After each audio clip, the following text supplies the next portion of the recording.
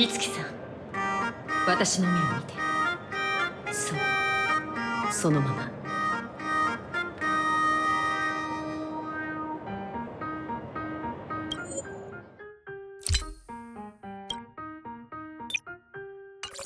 Now, I'll need you to repeat these next few lines after me. And do so in the same tone of voice. Okay. The sky is blue, not a dazzling display of sparks. The sky is blue, not a dazzling display of sparks. Though dazzling sparks may light up the night sky, they can never outshine the eternal silence of stars. Are you kidding? That's one sentence? Okay, though dazzling sparks may light up the night sky, they can never outshine the eternal silence of stars? Very good. Very good. The internet is both an umbilical cord and a waste duct for the mind, through which humanity's thirst for elation gave birth to the twisted Sparksy. Whoa there! That's a bit much. Maybe she can be the one to say it?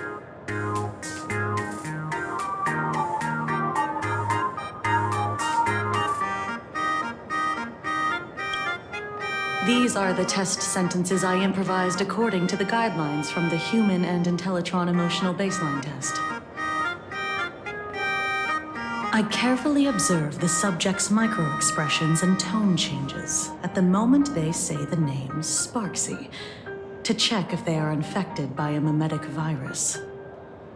So I passed the test, right? Given how fascinating your reaction was, I clearly don't need to worry about you. Should you find yourself experiencing any livestream addiction withdrawal symptoms later, feel free to contact the Department of Aberration Defense staff. We'll provide you with a series of corrective behavioral treatments. You're handling this like a real pro, Miss Kuchiba. Has this kind of thing happened before?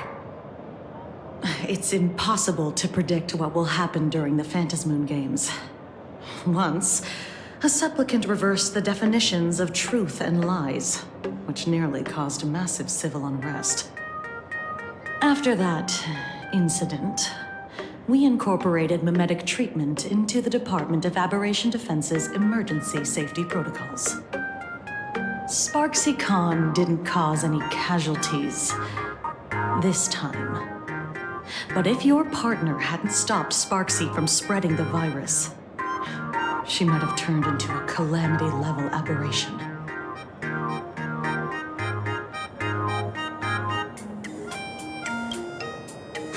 You? An aberration? What are you talking about? Though, I gotta say, you do look pretty weird with that mask on. Don't tell me you're a Cosmicon Collective player. The Department of Aberration Defense's hazard ratings are nothing like the power ratings in some card game. Right then, that's all for the required checkup. If you're interested in aberration calamity threat levels and how they're classified, you might want to take a look at this document. However, do bear in mind that causing damage of the aforementioned scale during the Phantasmoon Games will cause you to be classified as an aberration and dealt with accordingly.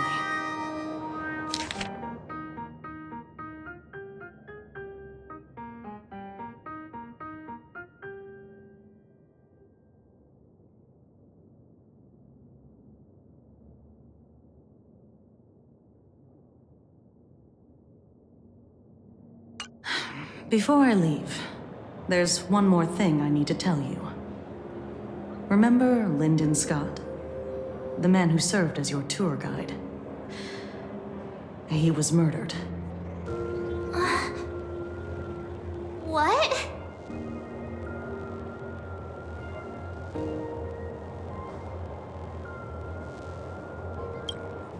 Though, given how he's behaved, he's definitely rubbed a lot of people the wrong way.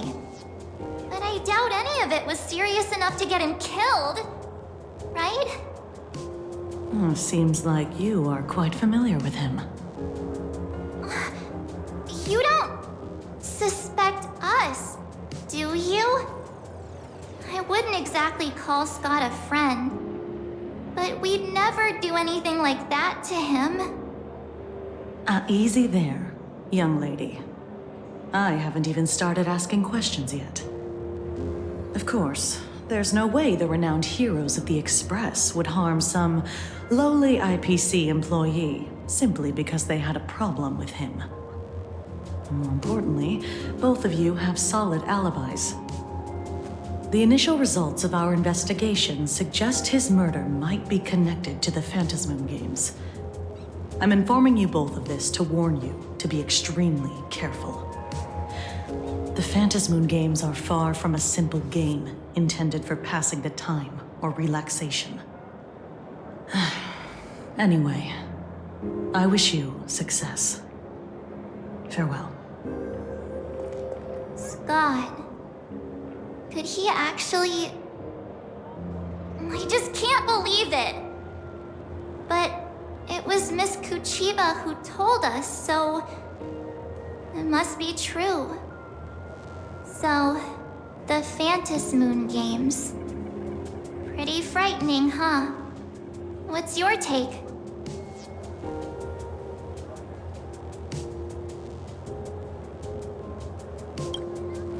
Yeah.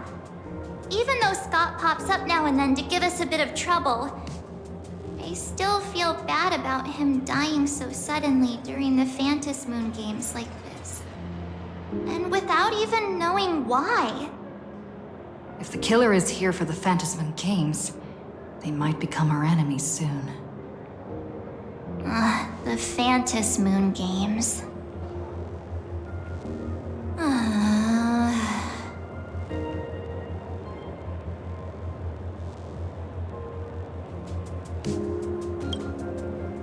Good thing Himeko entrusted this mission to the two of us. Who would have imagined that the Great March herself would be stopped at the doorstep in the very first round? Forget it. I'm not like you. I was never hero material to begin with. Normally my hands can't even keep up with my brain when I play video games. You're definitely the right person for the Phantasmoon Games. It's just such a shame. We finally get a chance to vacation in Himeko's hometown. And I thought we'd make some happy memories together. But...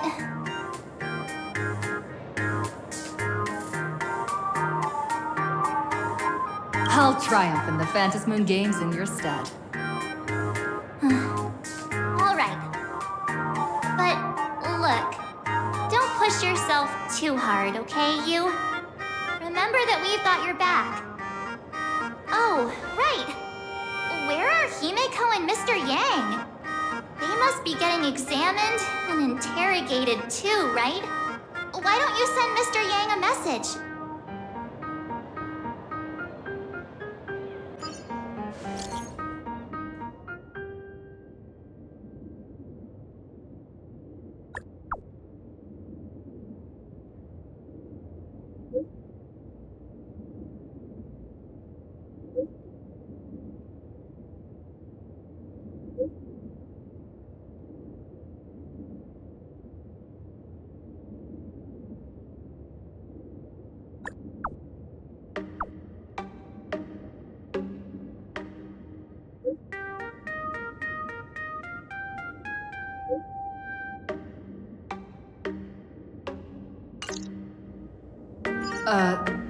Mr. Yang said he wants to hear what happened between you and your dad.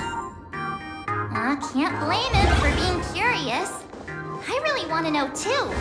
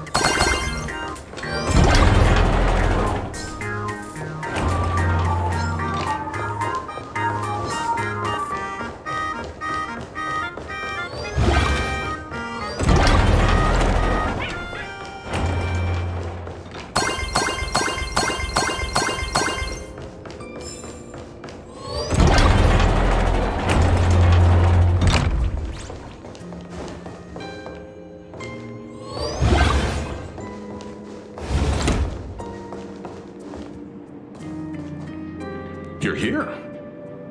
Himeko hasn't mentioned her father at all in the time since I boarded. So, what is going on between them? As you were the only one with her at the time, you're the only one I can ask. Yeah, it really threw me for a sec when you said Himeko's father. But when you think about it, it's only natural that Himeko has a father, right? Not everyone's like me, thawed out of an ice block.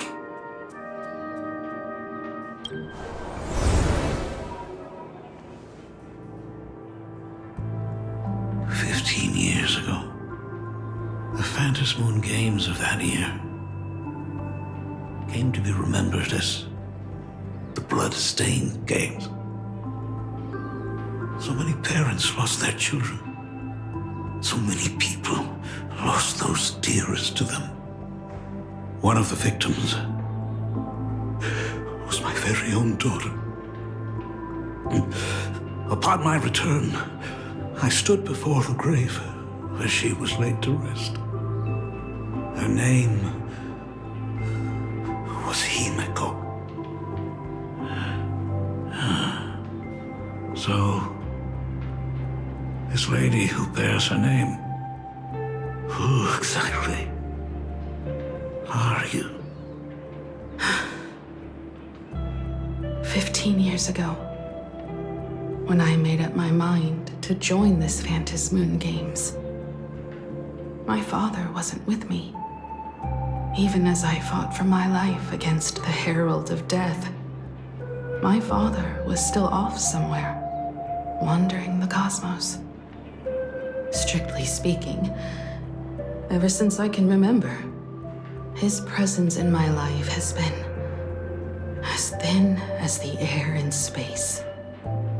So, I would ask you, who bears his name?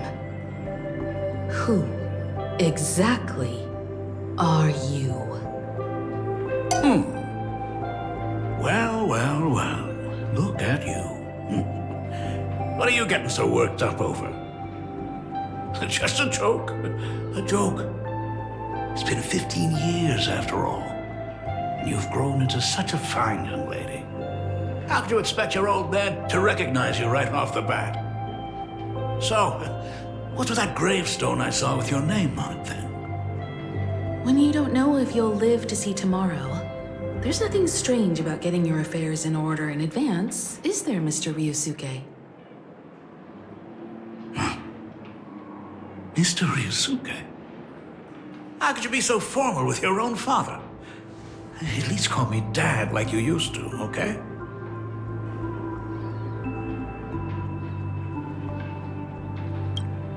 Hold it. And you are... Don't tell me. Himeko, is this your child? Oh, could you please stop making things worse? I haven't seen you in 15 years, and now I'm a grandfather. Wait, who's the father? That's enough! You are looking at my colleague, a new generation of trailblazer, my friend and my companion on the Astral Express. Do you understand now, Father? You hear that? She called me father. Hello there, my friend. Sorry about that. I thought you were Himeko's daughter for a second there.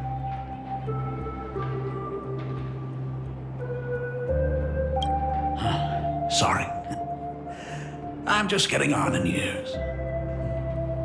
Whenever I see a youngster like you, I can't help but think my granddaughter would be about your age by now. I'm a painter. Most of my work involves traveling to different segmenta to complete commissions for my clients. Himeko. I know I've let too many chances to spend time with you slip away. Just slip away? The first time we met was at Mother's funeral, when I was already 6 years old. Let's put that aside for now. Were you also too busy with work when I was suffering from a weathering curse? You might not believe me, but I've been running around for your sake all this time. All these years, I've been trapped in this room that represents the past that I imaginated. And I've never left it. You didn't know about me becoming the Express's navigator either? 15 years. The Express never stopped here once. You didn't even leave behind so much as a single word to indicate you were still alive. And the Department of Aberration Defense completely sealed off all records of what happened during those Phantasmoon games.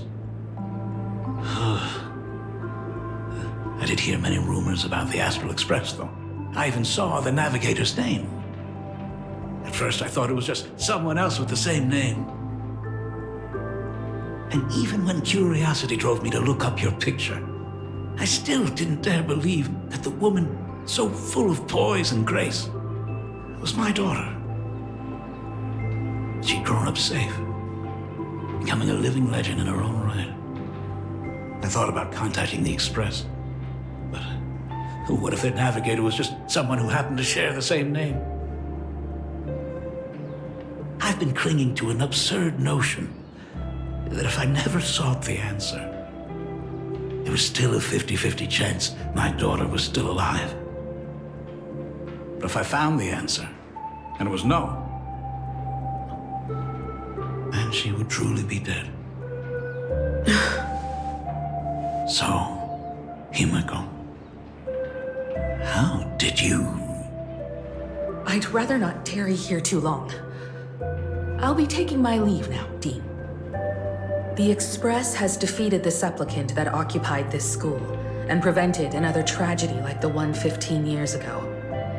Now it's time for you to fulfill the duties you failed in back then. Go comfort those students, and see if you can't figure out how to deal with the media bombardment while you're at it.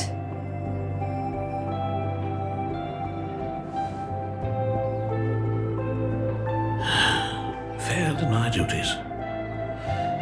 So, still mad at me? Can we talk?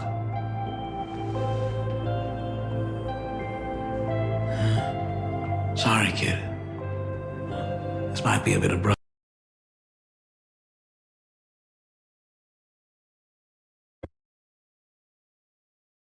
Himeko ever mentioned I'm a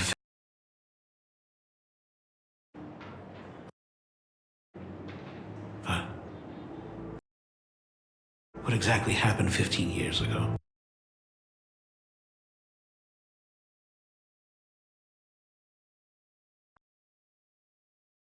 She actually survived.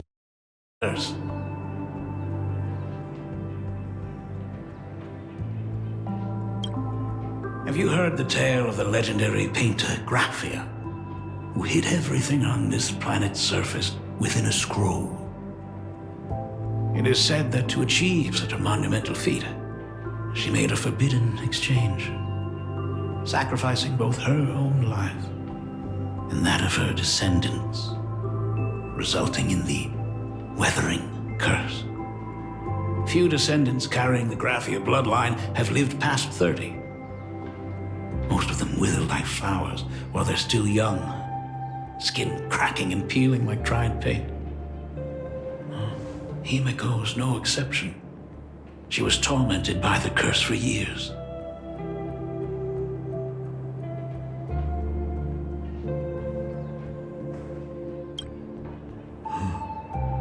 What I did doesn't matter anymore. The Elixir Seekers' folk remedies, the Intelligentsia's guild treatments. I tried them all, but nothing could reverse the curse. All the time spent searching for cures only resulted in me not being by her side when she needed me the most. In the end, I am nothing but a useless father. I am just a useless son-in-law who married into the family. Strictly speaking, I can't really be considered a Graphia descendant.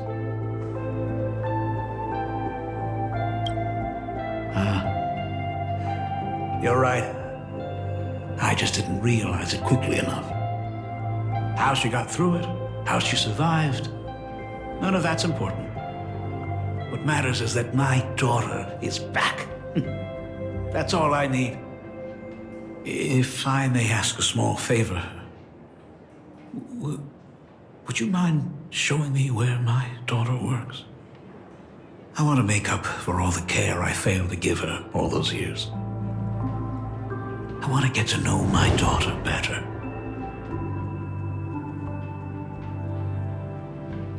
Truly a memorable father-daughter reunion. Brings up some memories of my own home as well. There goes Mr. Yang with that knowing look again. Just what kind of parent-child relationship are we talking about anyway? When I was a child, my parents were also always busy with work and were unable to spare a moment for me. As a child, I couldn't help but feel resentful. It wasn't until I became a father myself that I understood how they felt when they were forced to sacrifice the time we could have spent together. So, did you already promise to give Mr. Ryusuke a tour of the Express? I thought as much. After all, it's Himeko's dad. So, where is he? Everyone's here. Sorry to keep you all waiting. I'm truly grateful to all of you for looking after my daughter. Not at all. She's the one who's been taking care of us. Would you all be so kind as to show me around?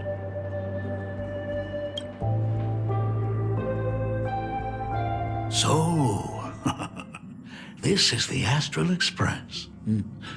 Really lives up to its reputation. It's even more impressive than I imagined. As to be expected, of course, huh?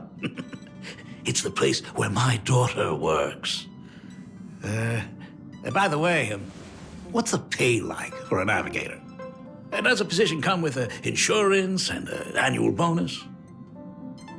Talk about parental love. First thing out of his mouth is asking about her salary. Like I'd have a clue. Help! A little backup here?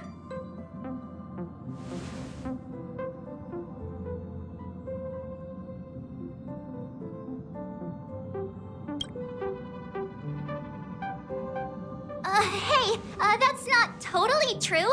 We get some spending money every time we stop somewhere. What? No income? Don't tell me that everyone working for the Astral Express is actually doing volunteer work. I mean, I guess you could say that. But actually, it's more like... I'm butchering the explanation. Anyway, it's nothing like what you're thinking. Mr. Ryusuke, please rest assured, none of the Express crew ever lack for money. We not only receive support from members of the Genius Society, but also from prosperous commercial worlds, such as the Planet of Festivities. Good, good. Hearing you say that is a huge relief, Mr. Yang. Speaking of which, what kind of work does being a navigator generally entail? Don't you underestimate Himeko either. Her daily duties include, charting navigation routes, calibrating warp jumps, and technical maintenance. Not to mention she's always guiding the Nameless on missions. Oh, my daughter is really something else, isn't she? Of course! Every time we return safely from a trailblazing expedition, it's all thanks to Himeko's guidance and protection. She's the backbone of the Astral Express.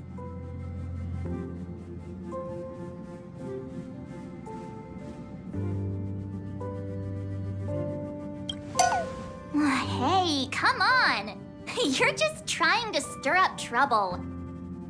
If Himeko's the backbone of the Express, then our conductor is the absolute cutest and hardest working of all.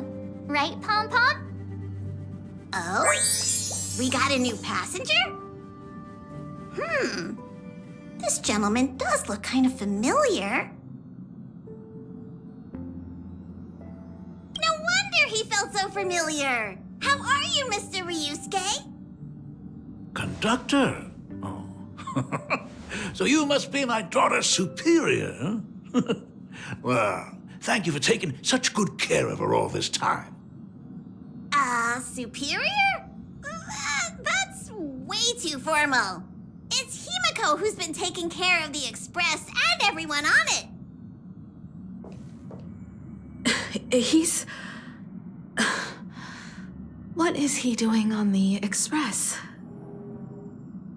It's all my fault.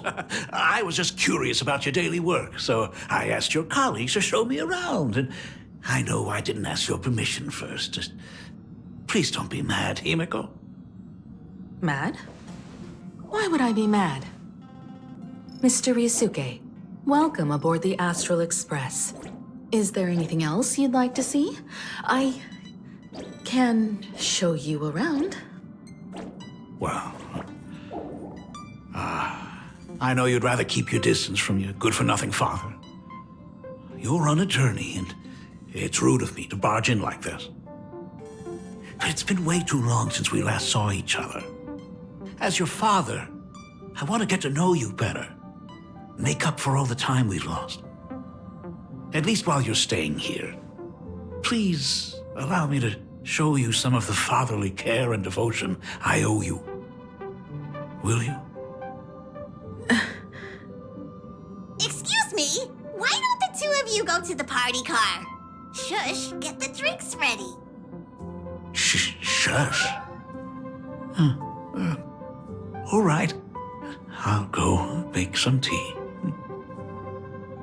That's just our domestic robot's name. Come on, Father. People are resting here. Let's not disturb them. Oh, and, come with us. I want to talk about the Phantom Moon Games, not just personal matters. They left. Whoa. That's the first time I've seen Himeko be that cold to anyone. Oh, what are you still doing here? Himeko asked you to go to the party car. I get it. Reunions are private, and you don't want to spoil it for them. That's fair. It won't hurt to give them some time. I hope a drink will help the two of them set aside their past differences. If they do argue, I'm counting on you to play peacemaker.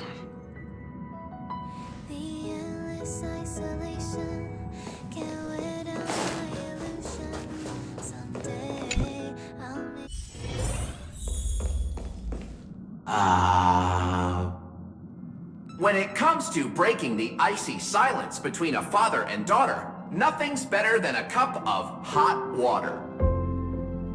The person who drinks it will yelp, "Hot!" and be immediately met with a concerned, "How could you be so careless?" from the other party. And just like that, the conversation starts flowing. Friendly reminder, that is not a joke, but a practical ice-breaking tip.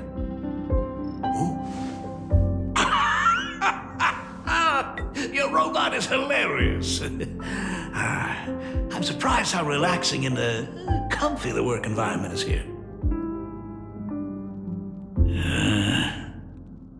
Got it. I'll make myself scarce.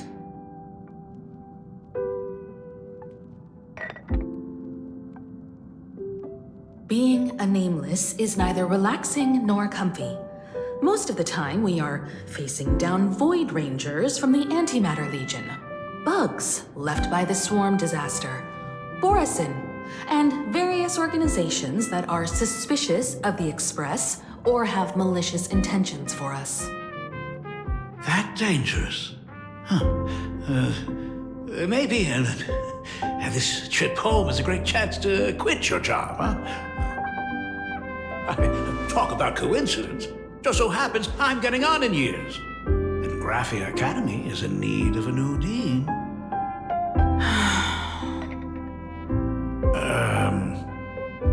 You know that's not what I meant.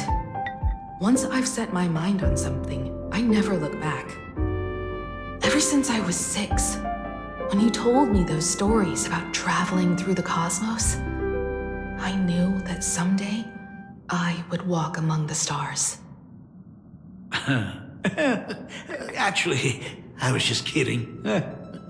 I'm not completely clueless about what the Express and what you do. Oh, right. Once I knew the Express was coming, I even bought that comic series that's based on your adventures. Please don't tell me it's fluffy across the blue. I never thought you'd be into comics. That's right. The protagonist is a baseball bat-wielding raccoon. The character's based on that kid, right? As an artist, you do have a good eye. Come over here. Thanks for giving us some time alone. Himeko. That's the first time I've seen you smile since I've seen you this time. So, what brought you back home this time? What's the story behind our lucky meeting? Like I said before, we're here for the Phantasmoon Games. So, the Phantasmoon Games 15 years ago were the reason you were able to overcome the Weathering Curse? Indeed. I see. That makes sense. For those of us who haven't experienced the Ionic game firsthand, it's just something from the history books, or even akin to a myth. But I never imagined that the Ionic game would turn into a blood sacrifice overnight. The Herald of Death was a heartless madman. If I hadn't defeated him then, all of Duomension City would have become his slaughterhouse. During the first few years of my journey, I relived that evening every single night in my dreams. The color of that twilight, painted with blood. So much blood, blended with terror and screams.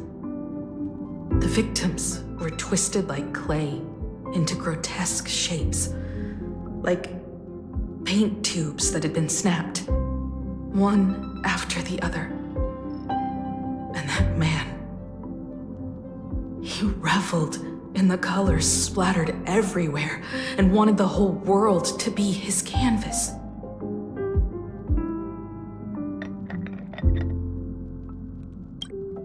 Even if I could avenge his victims, in the end, it won't bring them back to life. The entire thing is like a heavy piece of baggage. Only by letting it go can I travel the road ahead more easily. You did your best, and I'm glad to see you made it back here safe and sound. I thought I'd never come back. But the times have changed. The conditions to hold the Phantasmoon Games have been met again. However, to hold 2 games in just 15 years? That in itself is far from normal. Just like 15 years ago, the IPC wants to control everything. However, a game woven by the most fickle of eons is destined to slip through everyone's grasp. I received a report from the Department of Aberration Defense. I'm sure she must also have heard. There's been a brutal incident in Dovebrook District. Someone massacred everyone at the headquarters of the Sinwish Syndicate, leaving a signature that only the Herald of Death would use. The Bloody Bloom.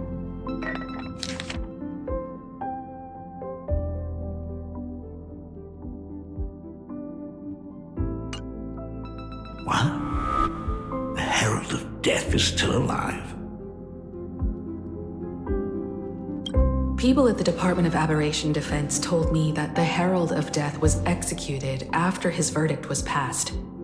Even were he to be resurrected, the rules dictate that the same person cannot become a supplicant twice. Are you saying we've got a copycat? That's right. The Herald of Death has a copycat. But what I find even more worrying is that this Phantasm Moon Games has caught the attention of something even more terrifying than the Herald of Death. I believe that whether or not this Herald of Death copycat has a connection to the Phantasm Moon Games, defeating him presents an excellent opportunity for you to demonstrate the resolve of the Nameless to the whole of planarcadia.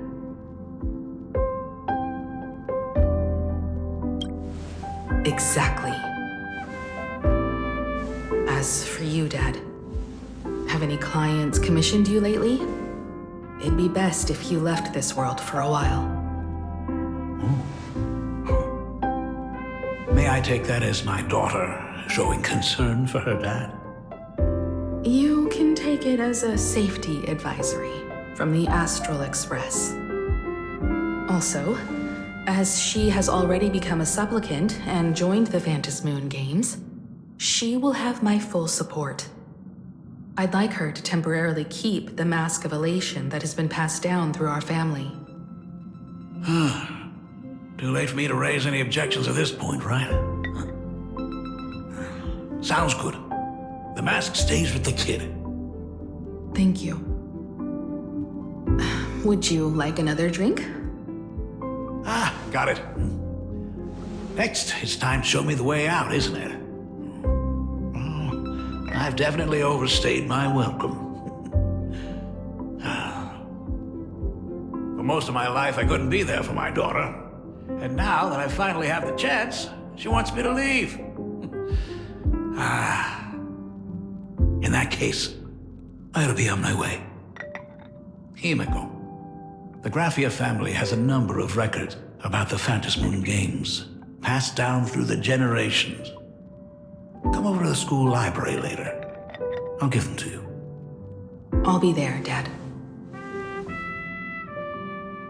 I apologize.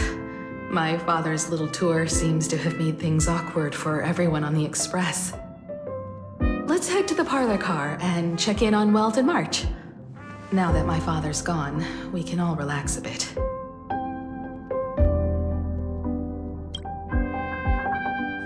Has Mr. Ryosuke left? Yes. I told him to head home for now. After all, what is going on with the Phantasm Moon Games has nothing to do with him. I'm really sorry, everyone, for bringing my personal family matters onto the Express.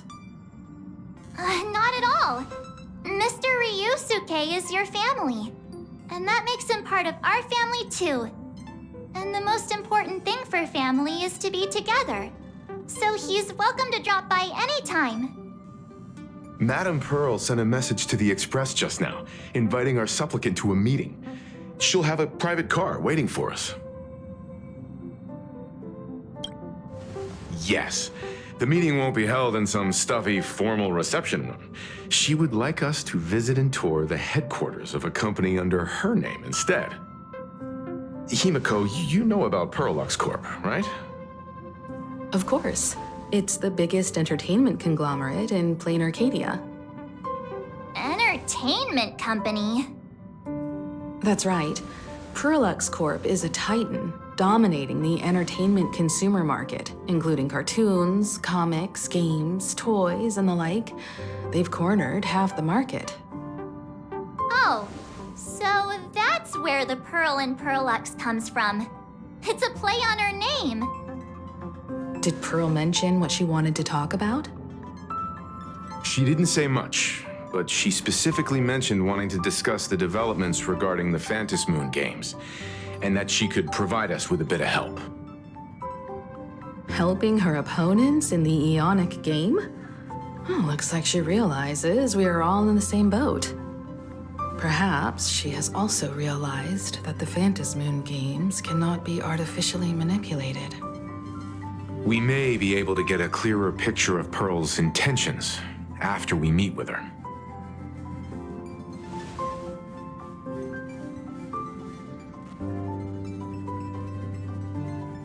Think about it. You've already crossed paths with key figures from numerous factions. and even built rapport with some. You're already a capable Nameless who can more than hold your own. Though she holds a high administrative position on this planet, do not forget, she is also one of the 10 Stonehearts. You've already dealt with Aventurine on numerous occasions, so you should have ample experience handling members of the 10 Stonehearts. Hey, don't worry. If things do get messy, yours truly is here to save the day. Looks like March wants to visit too. I'm just trying to look out for her here. Even if things do go sideways, Pearl wouldn't dare get mad at two adorable young ladies like us, right? Well then, I'll leave this meeting to you two. Aren't you coming with us, Himeko? I'd like to talk with my father. Didn't he say he would hand over the records about the Phantasmoon games from our family history to me? And honestly, isn't this a good chance for you youngsters to handle things independently? I understand. In that case, she, March, and I will be heading out now. Oh, score! A private car! So, where are we getting picked up? You should be familiar with it. It's just under the giant gate next to the At Plaza. Isn't that where we first met Sparksy? Since we're getting chauffeured there, why not just come straight to us?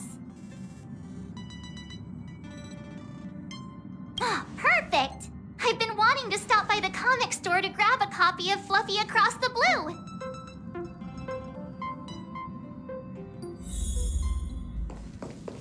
There may be some information in the family records that could help us.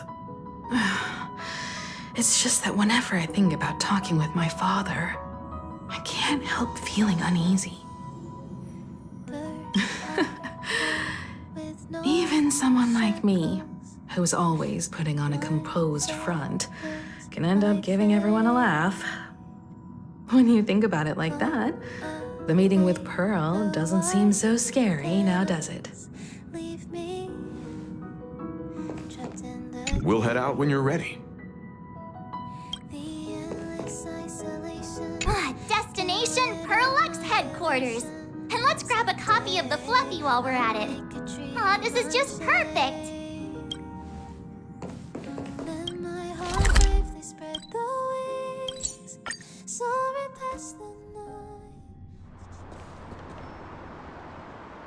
Look, there's a convenience store. Mind if I grab a copy of Fluffy Across the Blue while we're waiting? Is that the comic based on the Express's adventures? The author sure knows how to tap into what's trending. The best part is that the author drew all of us as adorable little animals. Totally fits our personas, don't you think?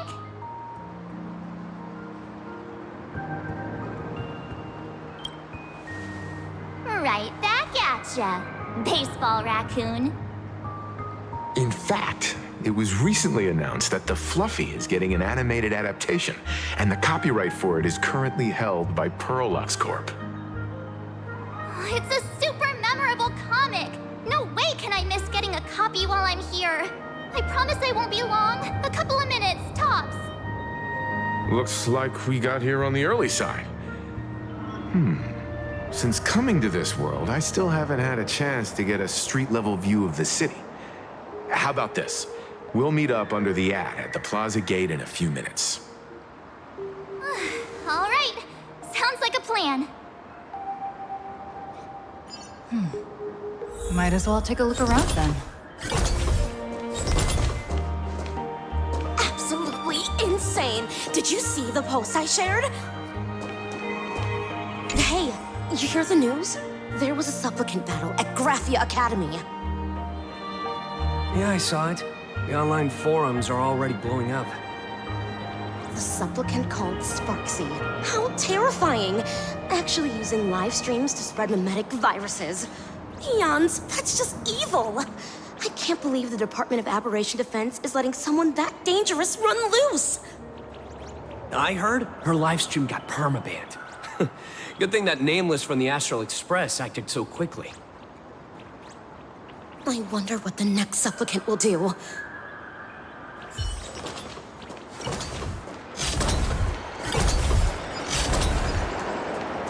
Have you read the new chapter of Fluffy Across the Blue? Have you read the new chapter of Fluffy Across the Blue?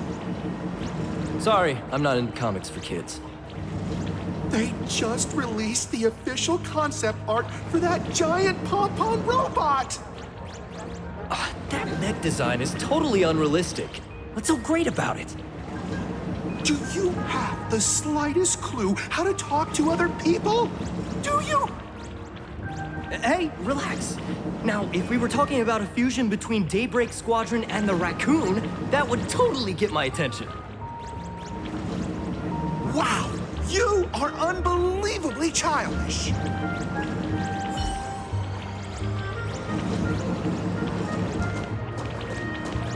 I've tried buying a copy of the Fluffy from a couple of stores, but they were always sold out. I really hope this store has it in stock. What happened to the newest issue? No spoilers! If you've already read it, don't tell me a thing!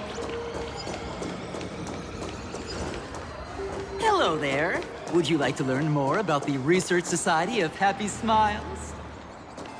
So, are there any charges or fees? Isn't that Detective Passerby? What's he doing here? Is the weight of work and stress in your life crushing you? Check out the Research Society of Happy Smiles. So, this free?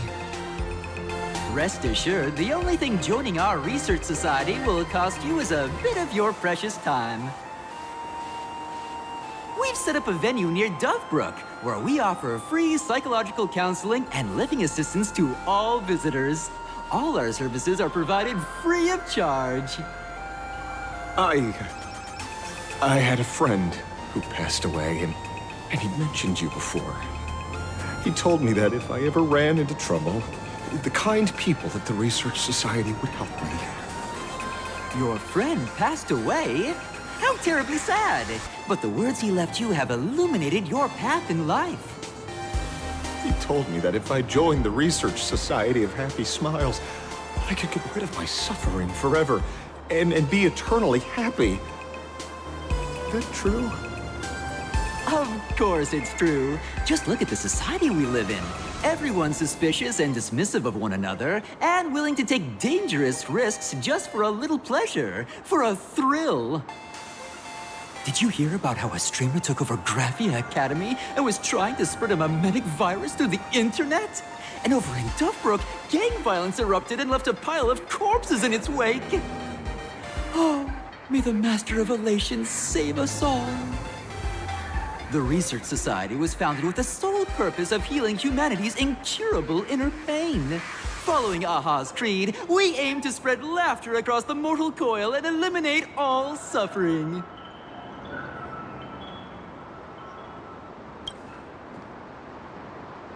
Of course it's possible, for this is a world blessed by the God of Elation, where Aha has granted us the right to happiness.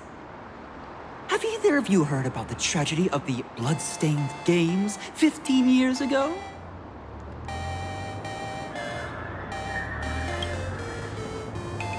Why, of course you have. You're the Astral Express's superstar. You've even dug up everything there is to know about something that happened over a decade ago. There was an awful accident during the last Phantom Moon Games, and many people lost their loved ones and children.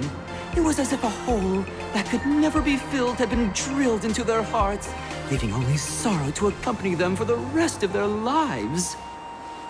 To escape their suffering, these people who had lost their loved ones gathered together and established a mutual support association. This was the Research Society of Happy Smiles' predecessor. It's now been well over a decade, and the Research Society continues to help more and more people emerge from the darkness in their lives and step into a brighter, happier future. Come to think of it, it would be most wonderful if a distinguished person like yourself were also interested in our research society. Should you find yourself with a moment to spare, please come and visit our Mutual Aid Society. Well, if it isn't the Astral Express's superstar. Of course it's you. Looks like we really were bound to run into each other. I'm here to do my job. Problem is, you've gone and messed up my investigation.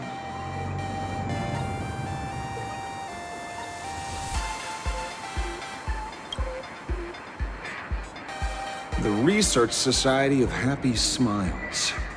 You think they're just some random charity outfit? You must have heard about the Sinwish Syndicate killings in Dovebrook, right?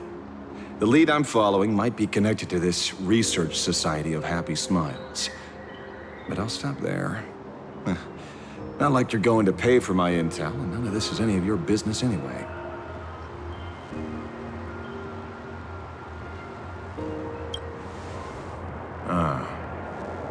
Based on your social circle, you wouldn't be talking about the poor IPC sap who was unlucky enough to be there, huh?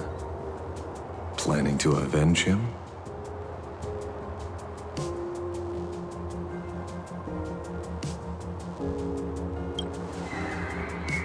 Sharp eyes, Missy. Anyone who messes with someone like you is in for a nasty surprise. Be careful. The murderer is the Herald of Death. He's dangerous. Oh, thanks for your concern. Oh, be careful.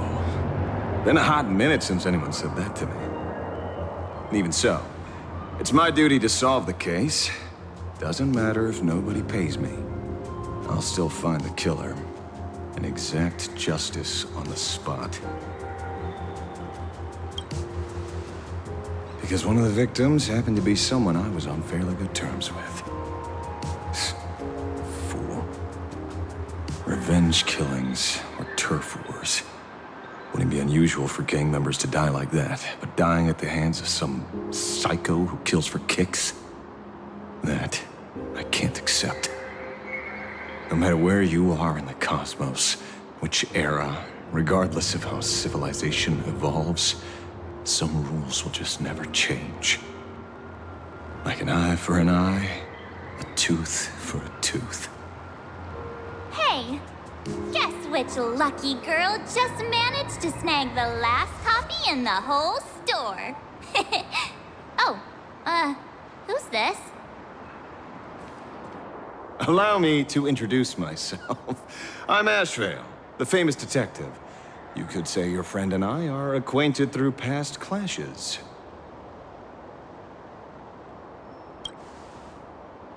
Huh. We did have a bit of a clash of opinions back at the tavern, did we not? That's what you meant by clash? Fair enough. First time I've ever heard anyone introduce themselves as a famous detective. Mr. Ashveil, why are you staring at me? Is there something weird on my face? Young lady, you're holding a copy of Fluffy Across the Blue, right? Would you mind giving it to me? Well, give it to you! This was the last copy in the store, you know. Oh, I see. Of course. I'm not asking you to give it away for free. I'll pay for it. The retail price is 300 credits. I can pay you 10 times sticker price. 3,000 credits. What do you say? Hey, mister, this isn't about the money. Because it was the last one on the shelves. True.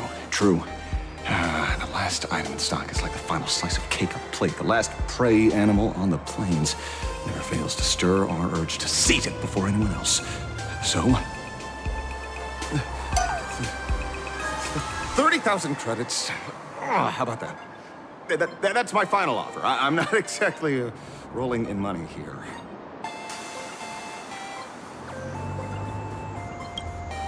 The truth is, I'm actually buying it for that foolish friend of mine. The one who died. Today is his farewell ceremony. I thought I'd buy him his favorite comic to pay my respects. He'd always be rambling on about some raccoon with a baseball bat, and how the journey of the Express would never end, that kind of stuff. I heard those stories so many times, it felt like my ears were gonna fall off. But after all that fuss, I completely missed the chance to buy it. Every store around here is sold out. Oh, that's enough. My poor little heart can't handle sob stories like that. Here, Mr. Ashveil, take the comic. Oh, thank you very much for the comic, young lady. Here's the 30,000 credits, as promised. Oh, I heard you're the real-life inspirations for the characters. Since you're here, could I perhaps trouble you to sign it? Unbelievable. Aww.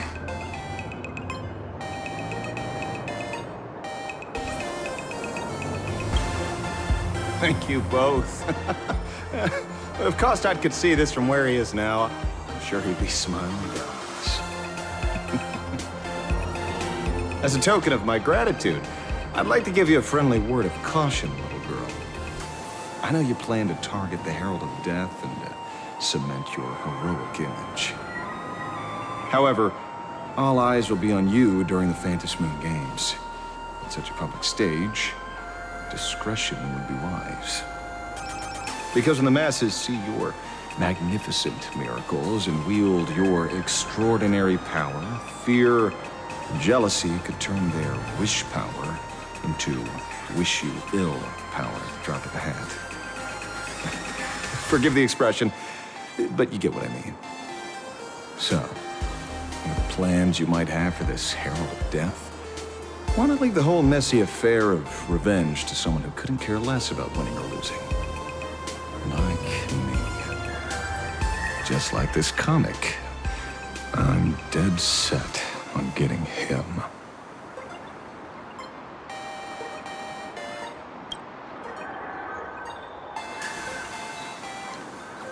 Is he an acquaintance of yours? He's just some weird detective who was passing by. It's nearly time for Perlux Corp to pick us up. We should get going.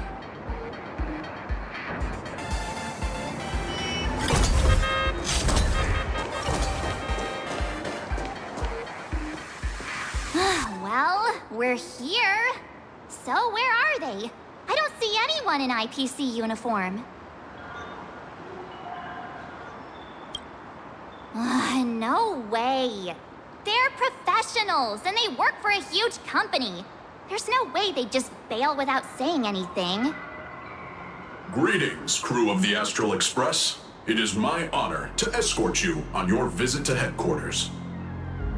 Mechatron? I am guard number 100086, created by Perlux Corp, a security specialist from the business division. My designated human name is Feyre, said to derive from an ancient language meaning iron. It's a pleasure to be of service.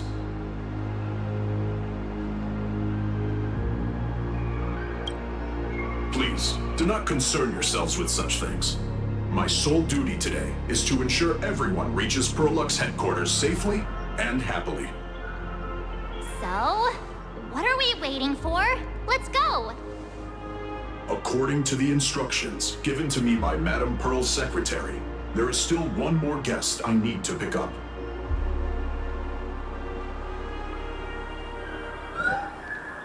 Well, now, how did I not see this coming?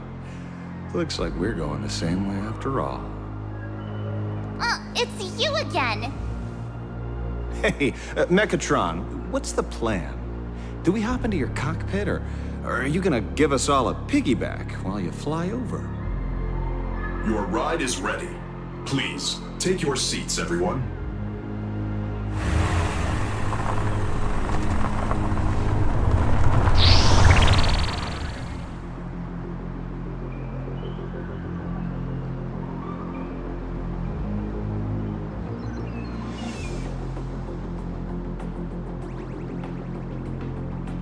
Whoa! Now that's what I call a custom paint job. Your ride isn't your run-of-the-mill business car, but a customized, made-to-order vehicle used especially for receiving guests. Sorry. This might come across as a bit insensitive, but I have to ask. Can Faerun actually fit in the driver's seat? Of course not. I'll be driving and monitoring this vehicle remotely. Please, take your seats.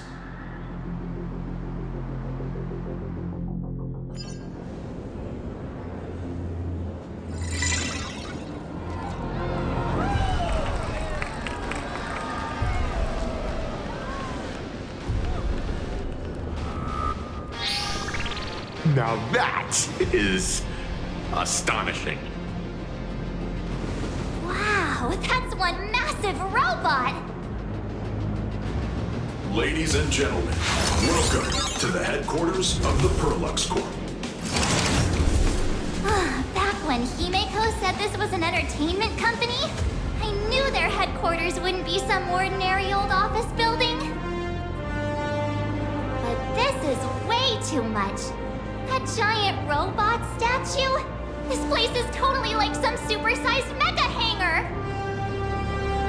Ha ha! You're absolutely right. In accordance with the vision of our founder, our lobby was intentionally constructed as you see it now. To realize dreams that far exceed what consumers imagine has always been Perlux Corp's own design philosophy, and we have never strayed from it. If any of you are familiar with our company's works, you may recognize this as Megatron Warrior Series, the Daybreak Squadron's base of operations.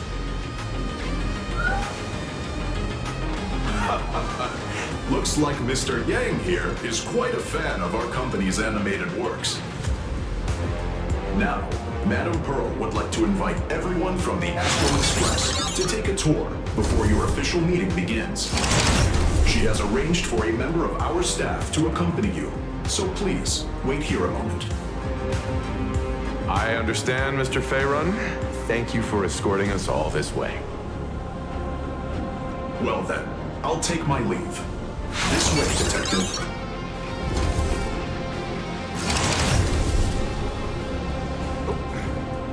See you around, everyone.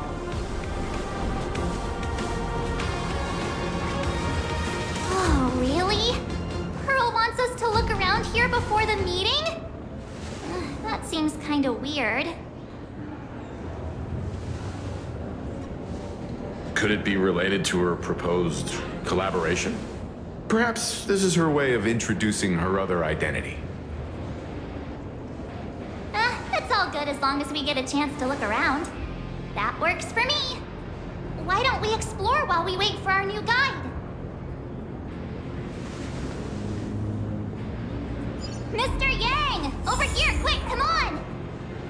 Looks like March's inner explorer has been awakened again. Let's not wander too far this time, shall we?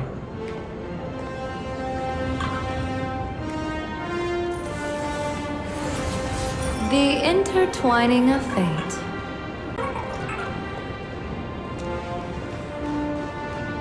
Mr. Yang! Isn't this your favorite giant robot? I saw it. Please, just keep it down. We're here as their guests.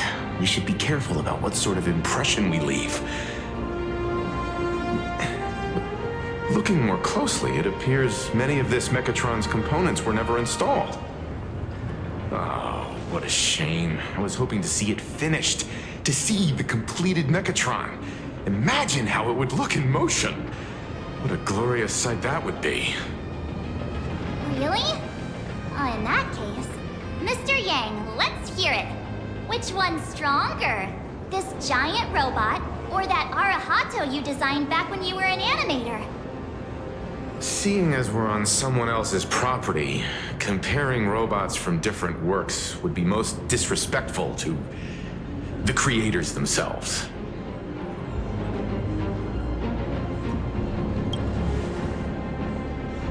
Arahato is an animation all about robots, while Daybreak Squadron is a live-action hero drama.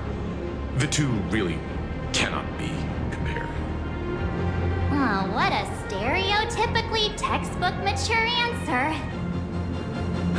My days of being a hot-headed young man are well behind me, so please, cut this mature old man some slack, would you? We don't usually come to a place this cool. So why don't the three of us take a photo under this massive Mechatron? Now we're talking. Let me set the self-timer, so we can all get in the shot together.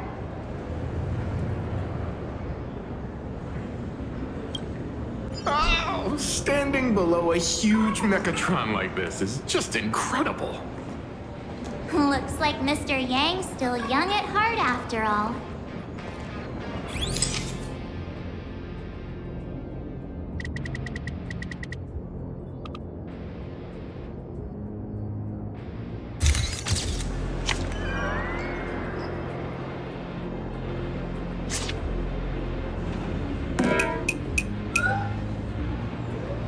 Where did this extra person in the photo come from?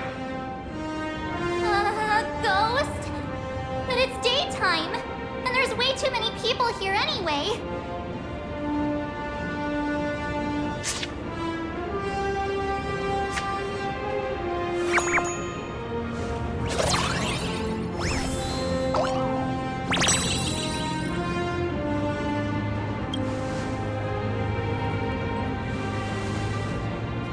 Who are you?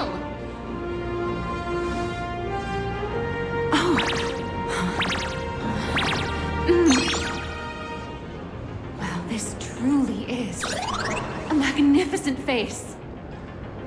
Oh, it's nothing like how it looks on the news. Being able to see it up close feels almost surreal.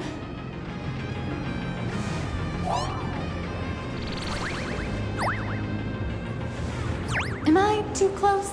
Oh, sorry, my bad. I'm not great with personal space.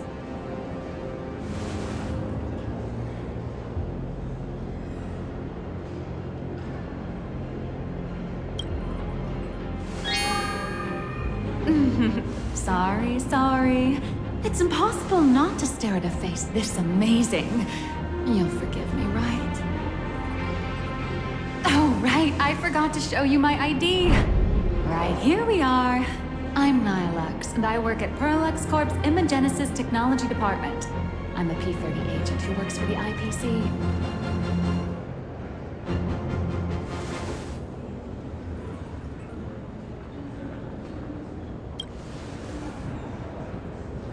So, what brings you here?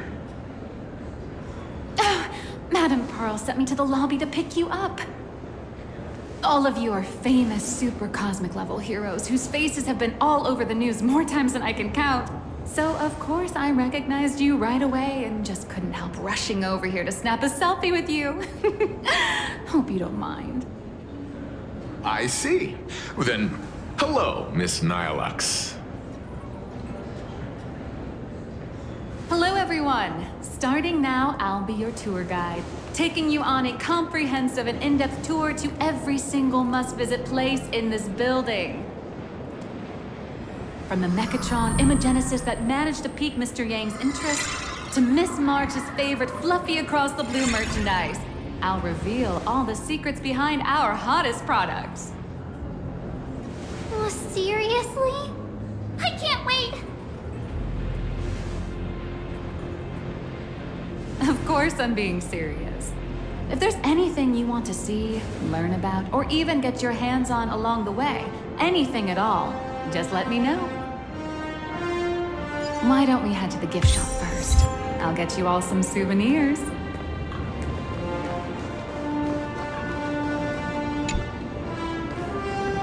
Mr. Yang, you seem reluctant to part with the Mechatron.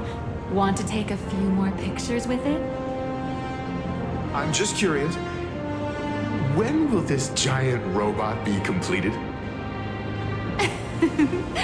Here's a little spoiler. That's actually part of today's tour. We'd like to invite the heroes of the Astral Express to help complete this Mechatron statue. Will it be able to move like the other Mechatrons in planarcadia once it's done? Oh, I'm afraid it'll be a bit tricky. You're probably all aware that Mechatrons are imaginae driven by wish power, which means they don't actually have any complex machinery inside them. You know how humans tend to unconsciously imagine inanimate objects as living things that can think and move? It's this empathetic projection that grants wish power to Mechatrons. No, to all imaginae, giving them life.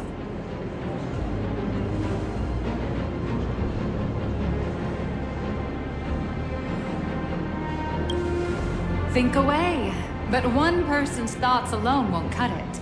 The bigger the imaginae, the more wish power needed to sustain it. We'd need to break free from the mental shackles of impossibility to bring such a massive imaginae to life. That in turn requires stories filled with the grandest of wishes and imaginations that know no bounds. Alas, modern humans think way too practically. People can't help but wonder, how does such a huge Mechatron even move? Given how massive it is, why doesn't it just collapse under its own weight? The tiniest seed of doubt in the giant Mechatron, standing tall astride the Earth, becomes nothing but an impossibility. Maybe it'd have a better chance of coming to life in a more primitive society. Oh, truly a pity. Oh, cheer up! Today's your chance to finish building this massive Mechatron! Think of how many robot enthusiasts would kill for this kind of opportunity.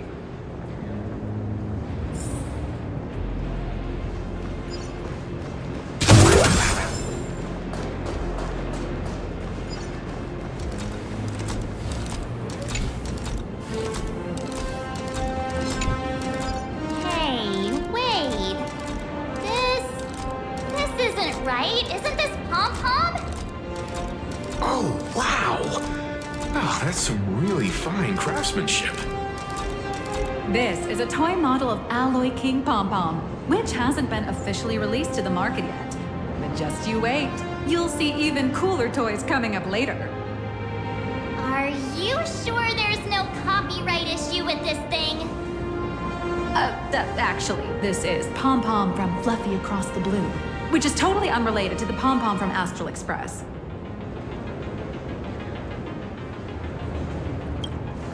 As the conductor, Pom-Pom is basically the uncrowned king of the Astral Express, I'd say. We can't exactly call them Pom-Pom Kong, can we? Speaking of souvenirs for the Express, I bet nothing could be more perfect than this toy.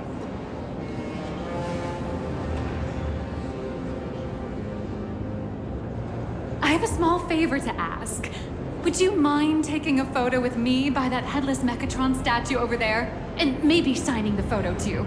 I'd love to leave it as a memento for the staff at Perlux Corp. How's that sound?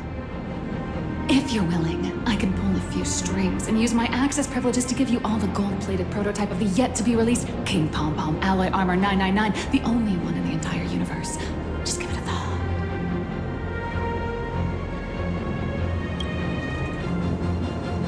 It's nothing, really.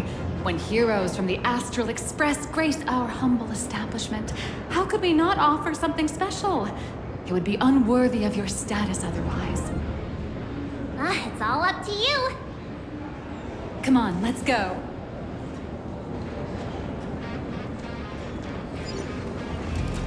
The officially licensed Fluffy Across the Blue Alloy King.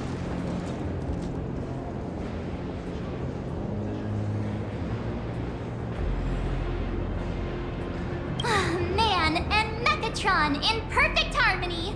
Ready to take a photo? I'm ready.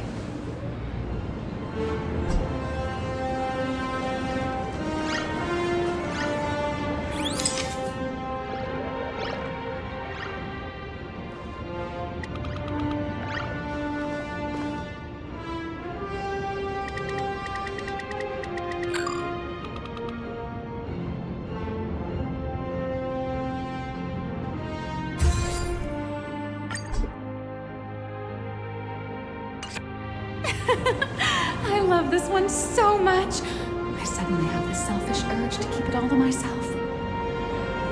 And don't forget about that exclusive gift you promised. You bet. In fact, I'll throw in a normal edition for each one of you as hush money. Come on, let's head to checkout.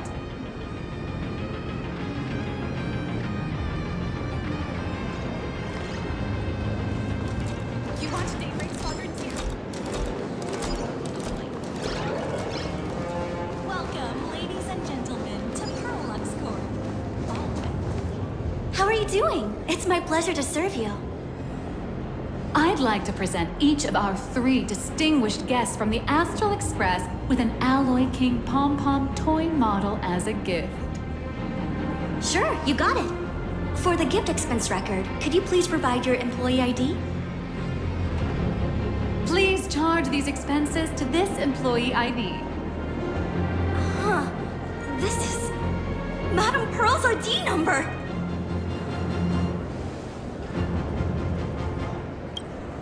After all, you are esteemed guests invited by Madame Pearl herself. It would only be fitting for the gifts to be presented in her name. I see. Please wait a moment. Your Alloy King pom-pom is all packed up. Would you like to take it with you, or shall we use our delivery service? Since we still have the tour to go through, please just have it delivered to the Astral Express. No problem. Hope you enjoy your visit here. Now that the gifts are done, I'll take you to the Mechatron Design Lab. This is the part I've been looking forward to the most.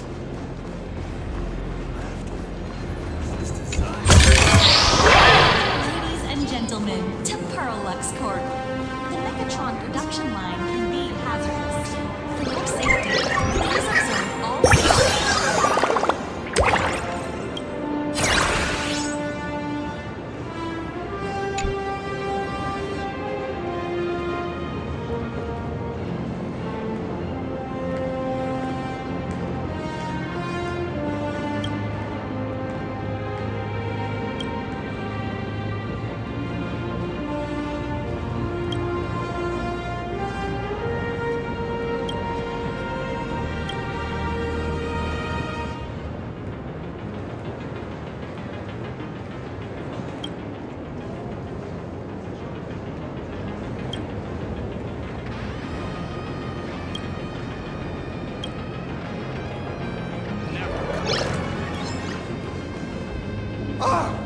You're the... No way! You're Miss Raccoon! No, that's not right. You're oh! From the Astral Express! Wow! And is Miss March Bunny herself here, too? Hi. I actually prefer to be called by my real name, March 7th. This is Mr. Yang. How lucky to meet 3 members of the Express crew at once! I'm a huge fan of you all, especially my senior. I haven't missed a single episode of Fluffy Across the Blue, and I've even bought all the collector's editions. How could this guy say he likes you more than me to my face? Good thing I'm not that petty. Don't worry, March. It's hard to tell if people in this world love the real Express crew or just the cute animal crew from the Fluffy. I don't just follow the Fluffy series. I've been keeping tabs on all your adventures in Bellabog, the Cienjo, Penacony, and Emphorius. Though, it's such a shame there's so little video footage of the Emphorian War online. Oh, right. I just rewatched the scene where the Trailblazer embarked on another trailblazing expedition in Holy Grail Stay Night. Oh, your speech was so inspiring.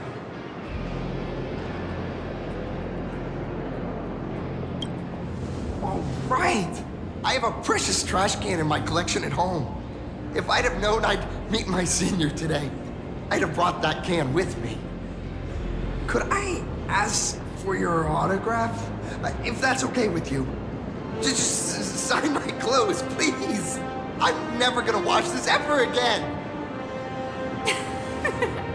Oh, you're acting exactly like me from 10 minutes ago, kid. Don't worry, she won't fly away just yet. As for you, you've been chattering away nonstop. How about giving us a proper introduction so that your idol gets to know you better? Sorry, I got way too excited. I'm Warrior Cinderborn from Daybreak Squadron, and my real name... Well, my real name doesn't matter. Just call me Cinderborn. If you're not in a hurry, would you mind chatting with me for a bit?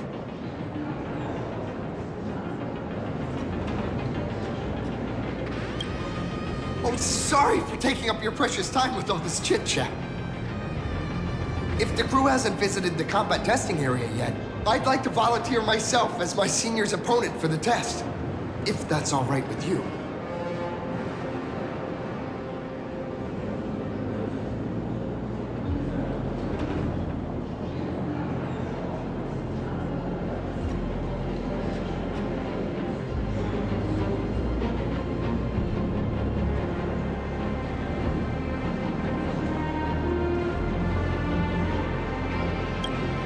The hero of the Astral Express gracing us with guidance and leaving some data would surely make the staff here very happy. Oh, what perfect timing! The combat testing area is also part of today's tour. That's the way to fame for ya. Don't let down those kids who look up to you.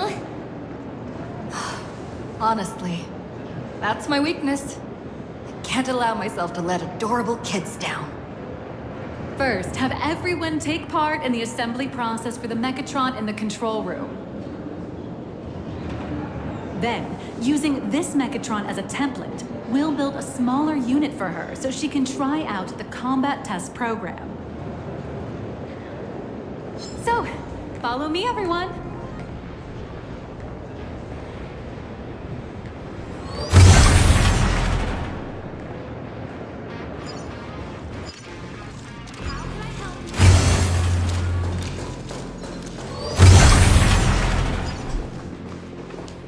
This is Perlux Corp's Mechatron Imagenesis Design Lab. 15 years ago, the first Mechatrons of planarcadia were born here, and they immediately gained widespread social influence upon their debut. Today, Mechatrons have become the most common and iconic symbol throughout the streets. You could say that Mechatrons are the first and currently only Imagine that can be mass-produced on assembly lines.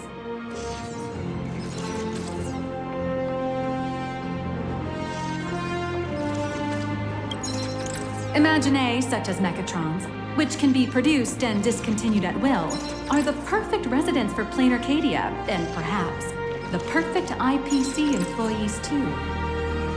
In some people's eyes, being able to create an infinite army of Mechatrons would be even better. Say, dear guests, do you know what the first step is to creating an Imagine in planarcadia?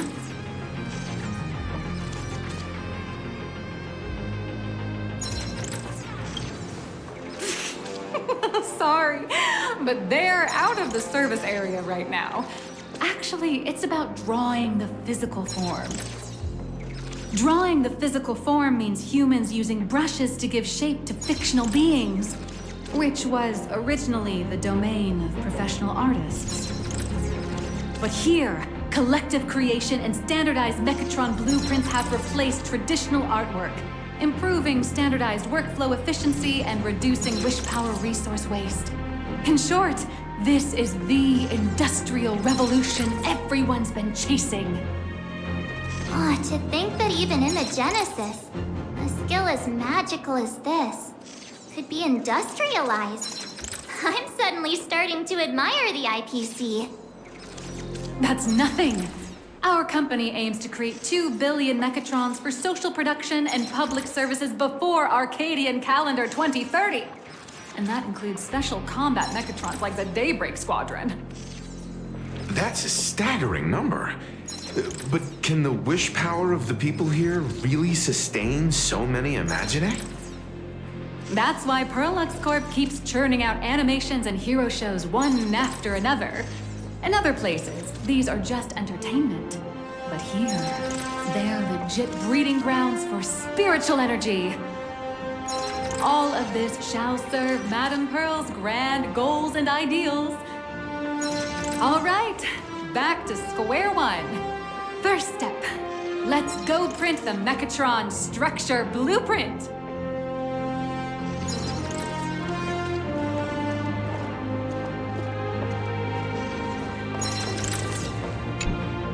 Please adjust the Mechatron design parameters according to your needs.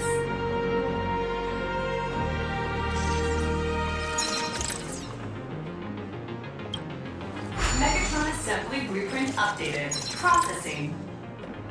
Printing.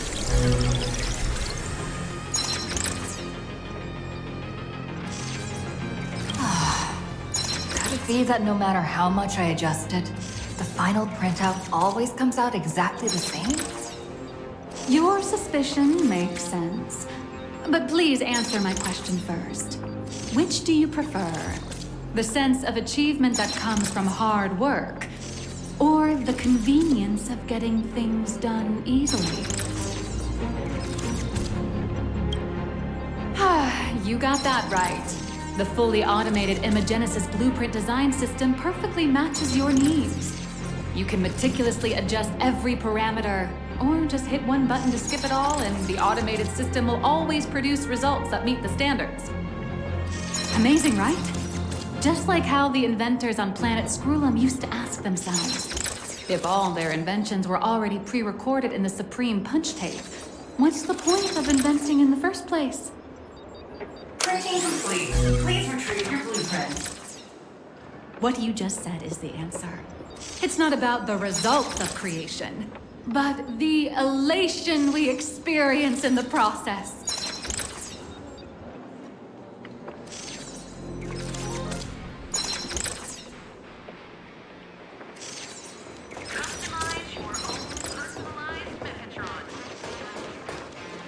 Oh, hello. But please, show me your Mechatron assembly blueprint.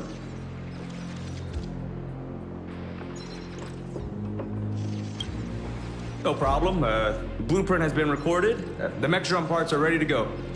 Hope you enjoy the experience.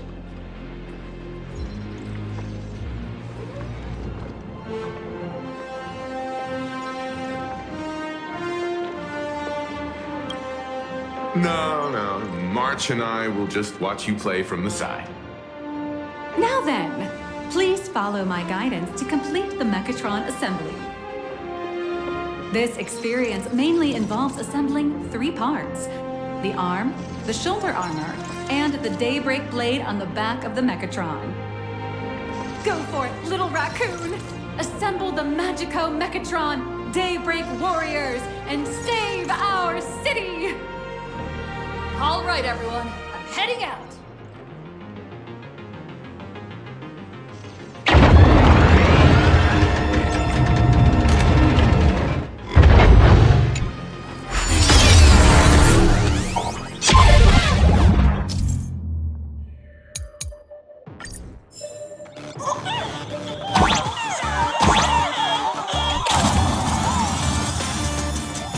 The first step of assembly is to remove each part from the frame, one by one. Nippers, hobby knife, sandpaper, sanding stick. Perlux doesn't provide any of these. But don't worry, the explosive device will solve all your problems. Just step on it, bravely.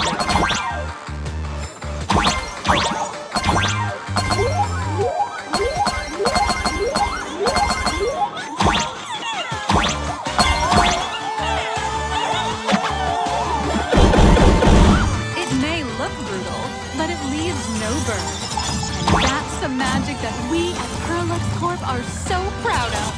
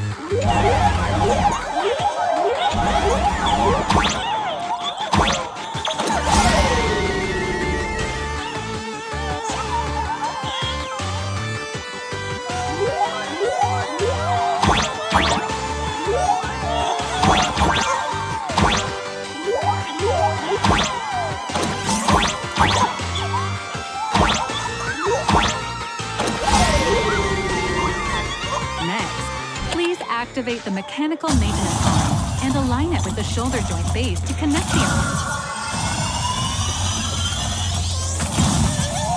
Good. We're done with the arm for now.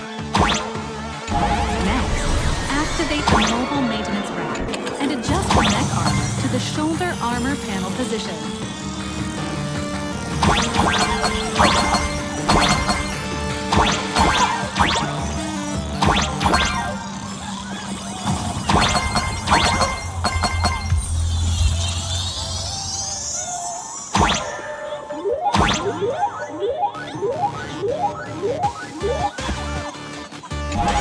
Just like before, the first step is to remove the parts from the frame.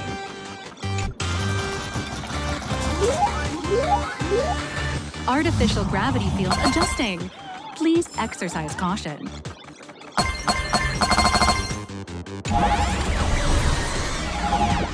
Activate the thruster and push the shoulder armor towards the unit interface.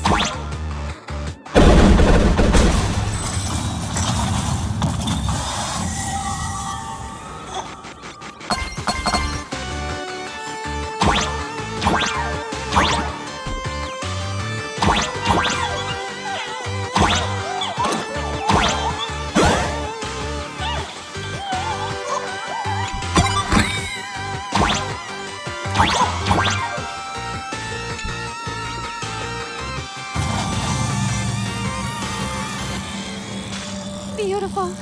Absolutely beautiful. This giant Mechatron is truly the soul of Perlux Corp.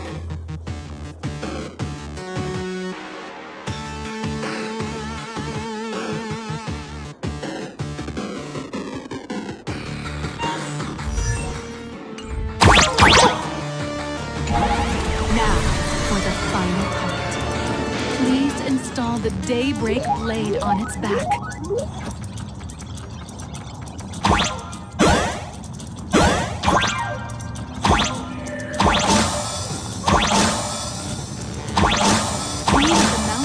On the back. And fire!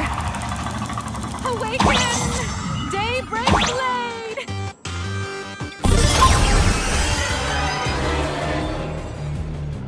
Mission accomplished. The colossal Mechatron you built with your own hands will now stand proudly in the center of this hall. The great hero of the Astral Express has graced this place, left behind a blueprint, and even contributed their own inspiration to the completion of the Mechatron statue. What outstanding promotional material this is for the marketing department.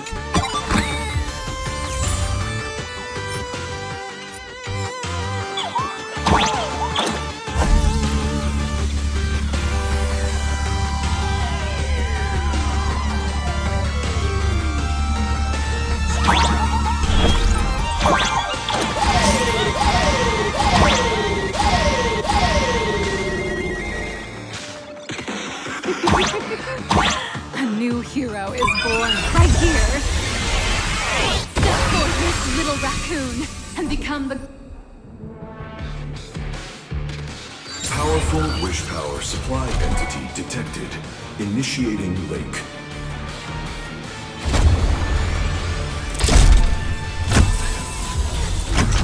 Mechatron synchronization rate 15%. Assembly complete. Could the next step be? That's right. With the completion of the Mechatron assembly, it's time for some heart-pounding combat. Mechatron synchronization rate 39%. 42%. Your little fanboy, Cinderborn, is eagerly awaiting some pointers from you. While we can't power up this big guy, I've printed a small unit. Now it's time to show you how a Mechatron fights.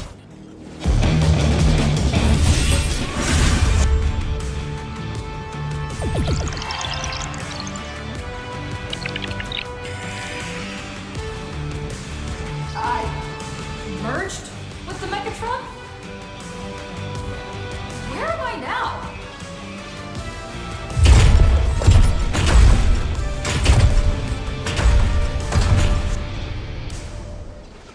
Why, of course. It's the combat testing sandbox. Look, those dazzling colors are like an express train traversing through the stars. A shield for the people. What a powerful strike! This is our hero, Little Raccoon. This strike carries the hopes of all citizens.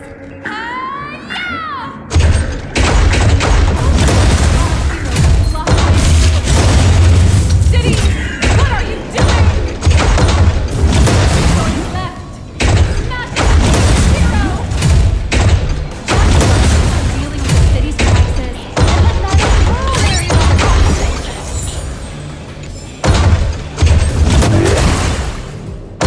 Duo Engine City has made it through the worst of it! Do we or wipe out the monsters entirely?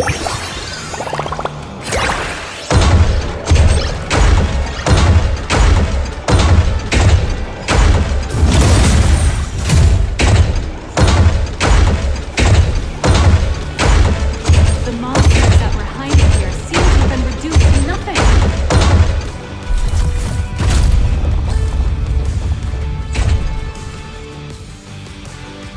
Could it be the one and only trailblazer of the Astral Express walking towards us?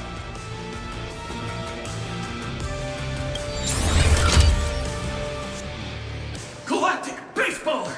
We've been expecting.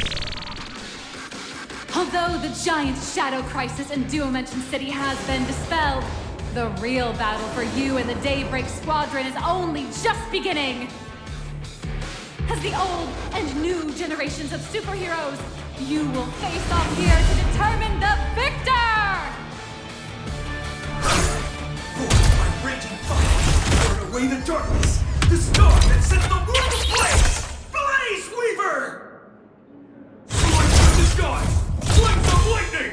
From the blue heavens descend! Azurling! Ka! Shadow night, light blazing bright, the radiant bow of hope, Storm Lance! Cuts for despair, a yielding blade of steel, edge that never fades, Cinderborn! You can do it, friend! Darkness waits, and dawn awakens! The Daybreak Squadron! Alliance!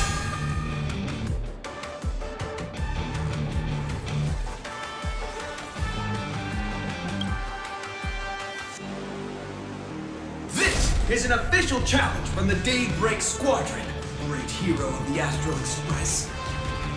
If we defeat you, we hope you'll accept our invitation to become the honorary Phantom Fit member of the Daybreak Squadron and help us safeguard the peace of Planarcadia.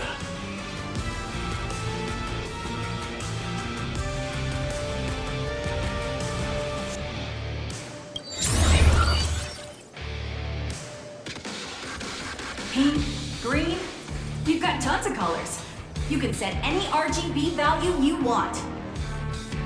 Hey, Greg, didn't you have something to tell your hero? Now's your perfect chance.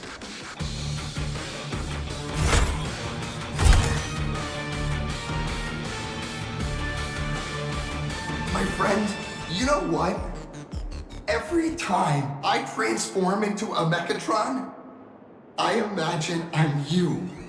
I think about what you would do when facing danger. It is your adventure stories that give me strength. So I'll give it my all from now on. Please don't hold back.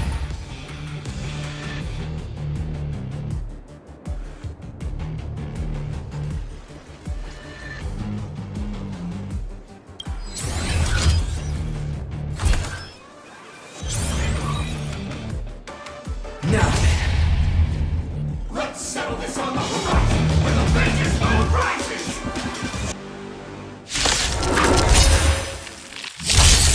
let the two of us see what you're made of. Come on! One and only Trailblazer?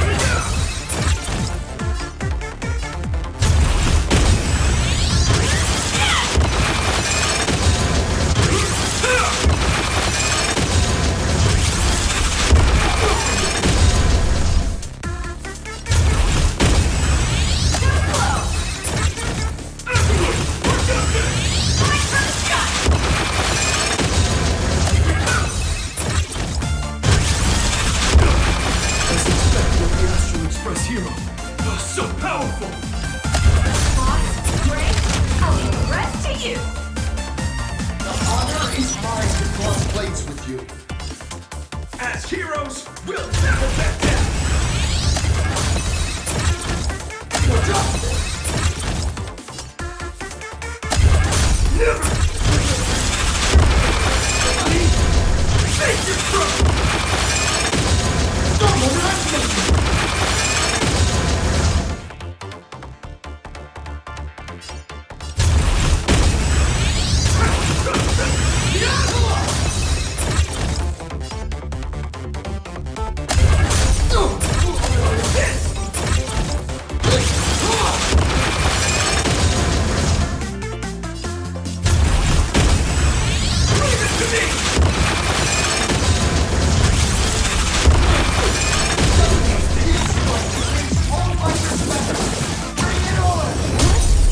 Even the invincible little raccoon is reaching her limit?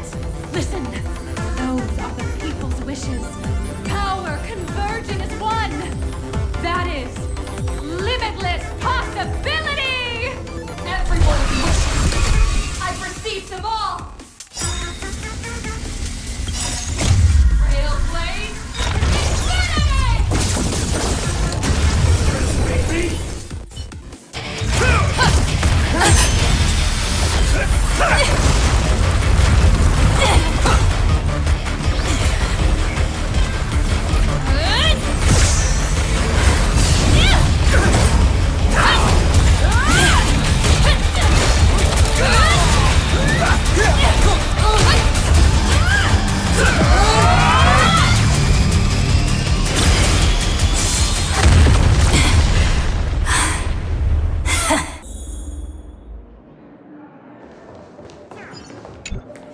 As expected of my senior, that was awesome! My life is now complete.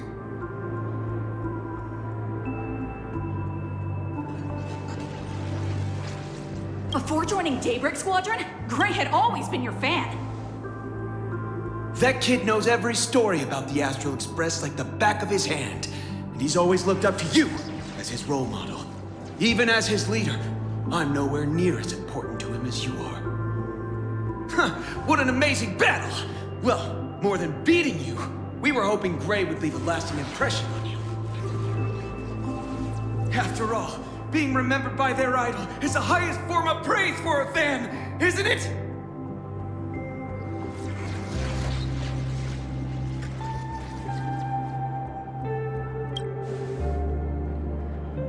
Oh, you bet. Besides my senior. My teammates in the Daybreak Squadron are the ones I trust the most. It's a shame, though. If she really could become the 5th member of our team, our recognition would rise even further. After all, many people still think we're just playing hero. That's only because we haven't done anything truly heroic yet. Don't worry. Given the state of Duomension City, a mind-blowing crisis is bound to happen sooner or later. And that's when we'll get our chance to shine! Ha-ha!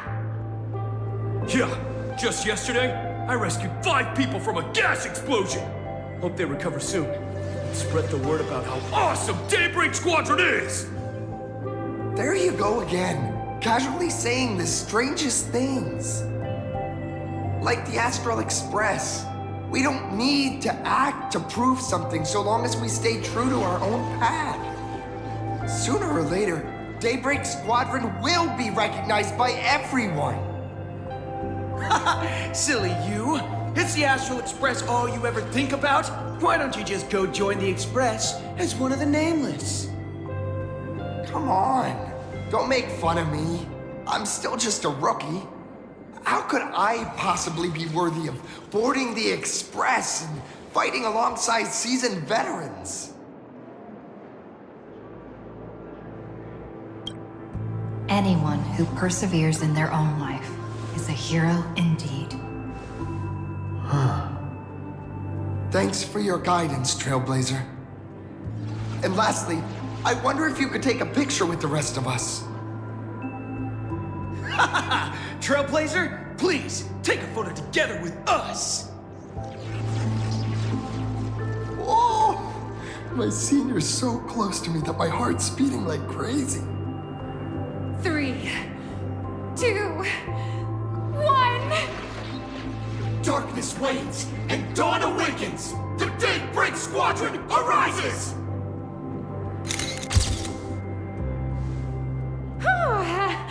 Time's about up.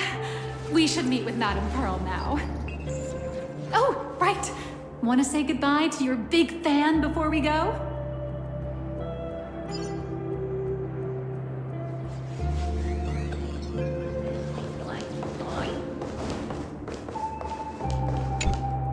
Blue, yellow, you guys were amazing back there. If we record this for promo material, we'll definitely get a ton of new followers. If only we could have beaten the Nameless. We were actually so close during that Megatron fight. What are you talking about? There's no way we could have beaten the Trailblazer. Well, it's not entirely impossible, I'd say. Ever since I converted, I feel like both my mind and body have become so much lighter. Gray, you really should join us and do the same. Gray, being a masked hero means facing all kinds of dangers. You'd definitely feel pretty bad if you couldn't contribute your strength to the team when we needed you the most. Oh, looks like your idol's here to see you. We'll wait for you backstage. Gray. Senior?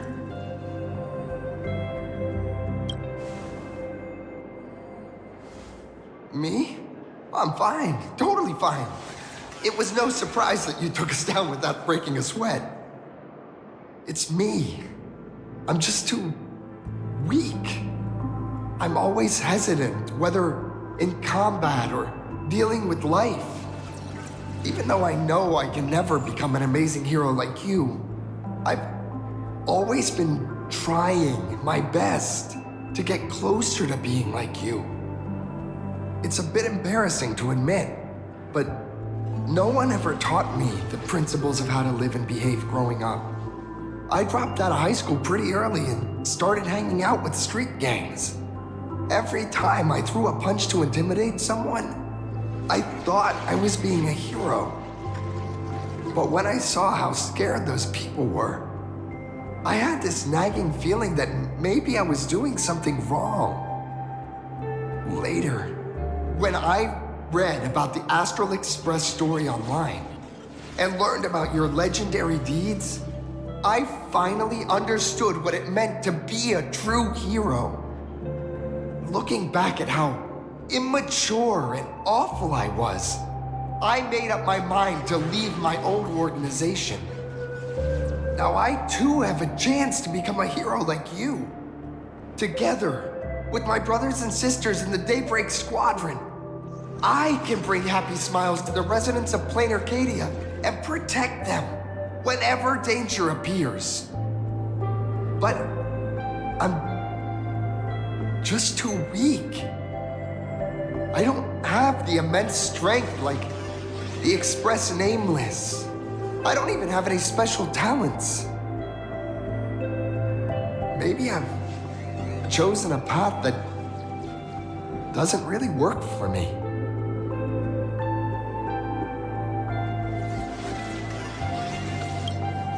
I don't want to give you empty platitudes about humans triumphing over fate. But I do believe that while kindness isn't something you can learn, strength is something you can acquire. Your desire to fight for those around you, and your wish to bring smiles to others, that's your greatest strength. Thank you, Trailblazer. Thanks for listening to my ramblings. Could you please sign that famous line?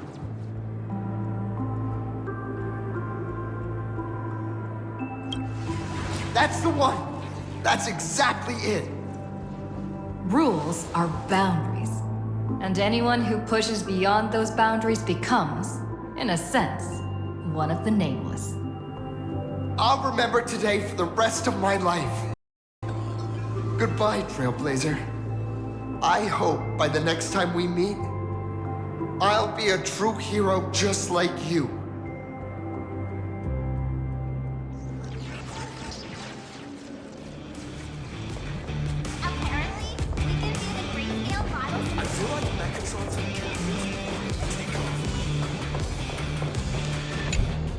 Well, that about wraps up today's tour. After seeing everything, what do you think?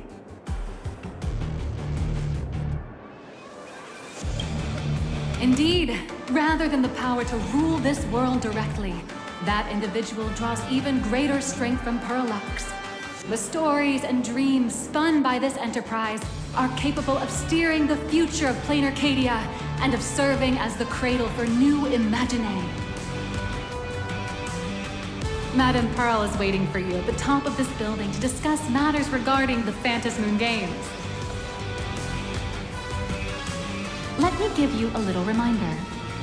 The rules of Phantasmoon Games have never required any competition between supplicants.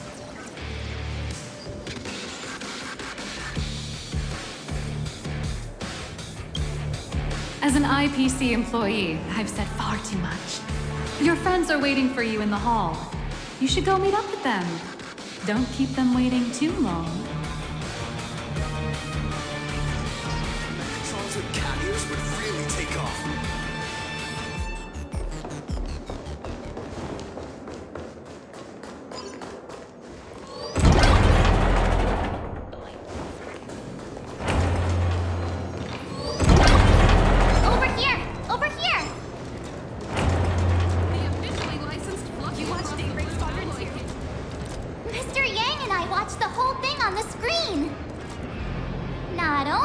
Assemble the Mechatron and give autographs to your fan, but you also got to live out your superhero fantasy.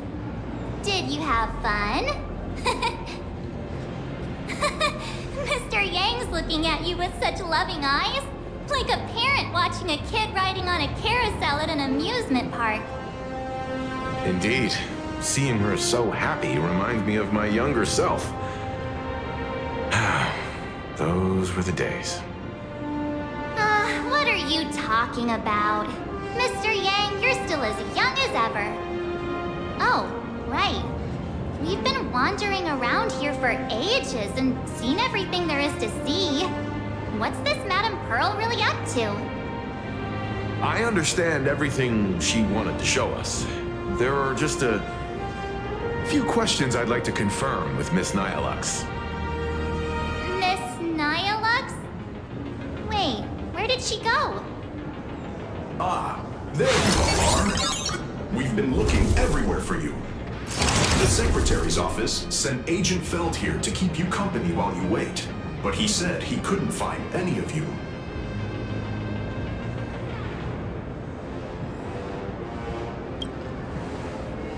Wait, if Mr. Feld is the one who's supposed to meet us, then who is Miss Nihilux?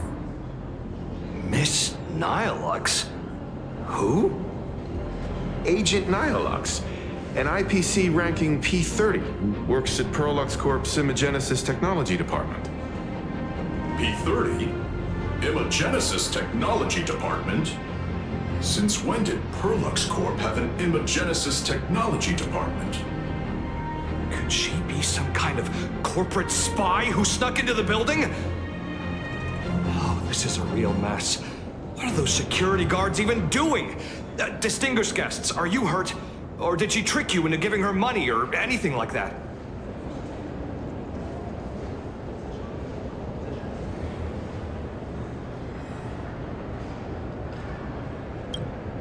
This lady seemed totally legit. She smoothly guided us around the place like a pro. I thought she was one of your people. I need to report this to security right away. She can't have gone far. Let's catch her in the act.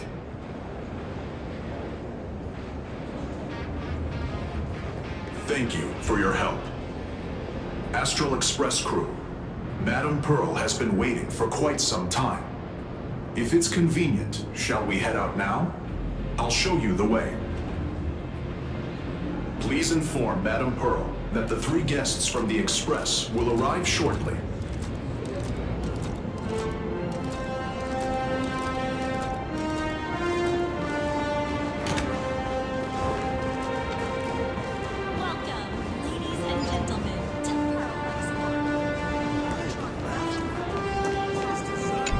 Pearl demonstrated the full process of creating a Mechatron army, based on what I saw.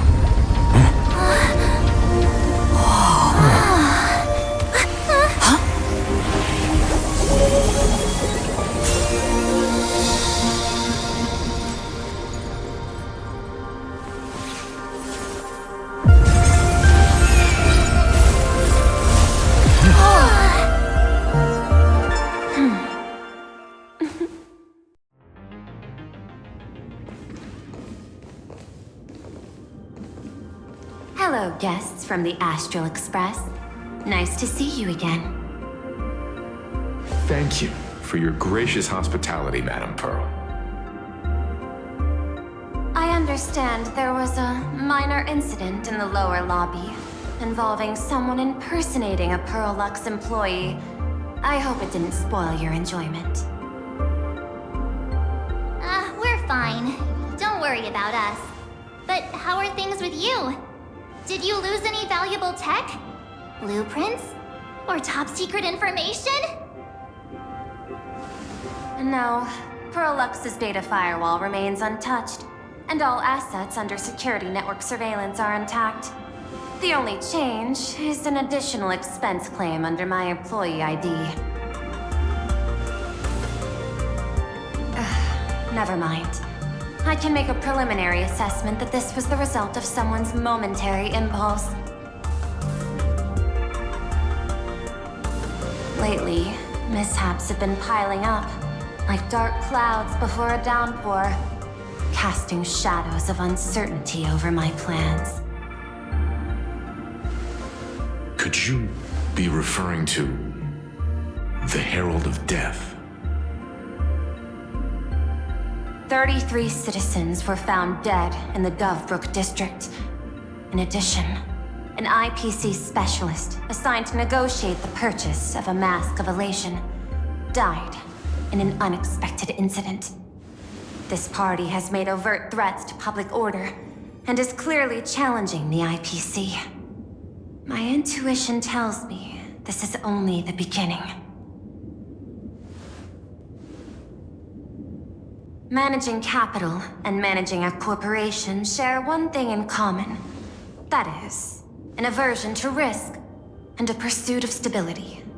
And I bear both responsibilities. As the executive officer of Planarcadia, I bear an inescapable responsibility for the safety of this world. As one of the 10 Stonehearts, I hope to bring the Phantasmoon Games to a swift and safe conclusion. Rather than staging another dangerous battle, like what happened at Graphia Academy, I hope the supplicants can show the people of this world miracles of joy and happiness, instead of sorrow and rage during the Phantasmoon Games. Therefore, I'd like to hear the Express's request. Trailblazer, please. Tell me, what's your ultimate goal for joining the Phantasmoon Games?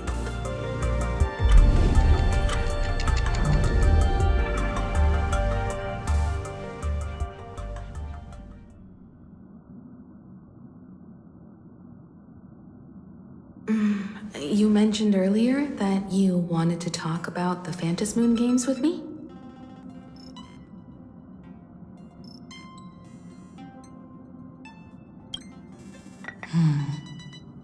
I'd like to talk about our ultimate goal for participating in the Phantasmoon Games. Huh. Got something in mind? I think the rules and rewards for the Phantasmoon Games are a little too vague. That's exactly what I thought when I joined the games 15 years ago. These games allow supplicants to do anything, good or evil. As a result, everything that unfolds in the course of these games exists beyond control. What's more vague is what can winners do when they share the power of the elation. According to legends and historical records from Ahatopia, victors typically first witness the manifestation of Aha themselves.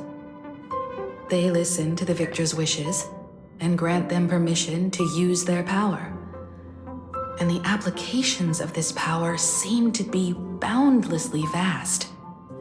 When faced with countless choices, the situation becomes even more thorny than having no choice at all. Sometimes I wonder, if we had agreed to become the leader of the Anti-Destruction Alliance, how would this trip have turned out? If I win, I'll give up sharing Aha's power and ask them to be the leader of the Anti-Destruction Alliance.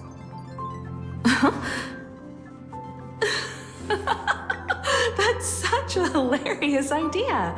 I can totally picture it.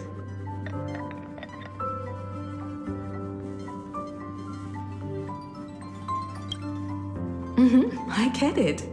That's actually a brilliant idea. To begin with, this is far more meaningful than taking up a god's authority and squandering it freely for a single minute.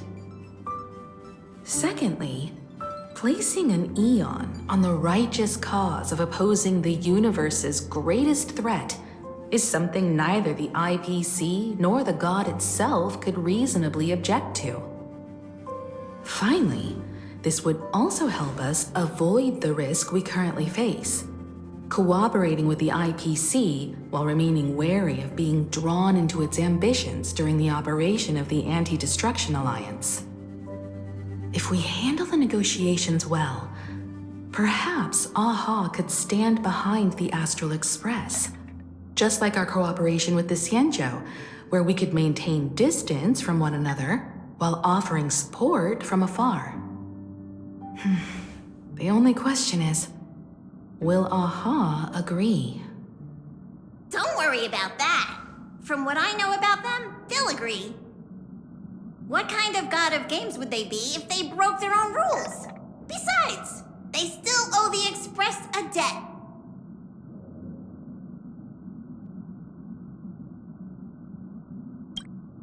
This is their IOU for the Express debt from when they were traveling with Akavilli, complete with their signature and seal.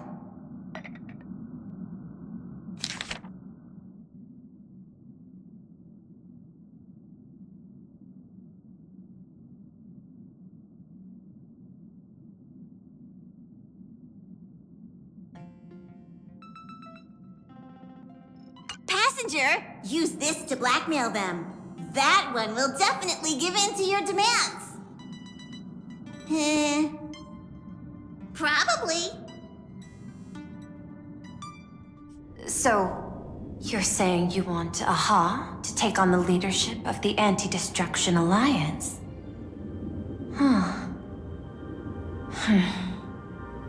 Logical extrapolation. Failed.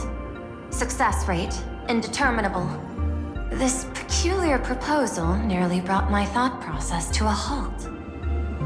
This request is far too lacking in structure, yet within an irrational context, it seems to conceal a certain kind of logic.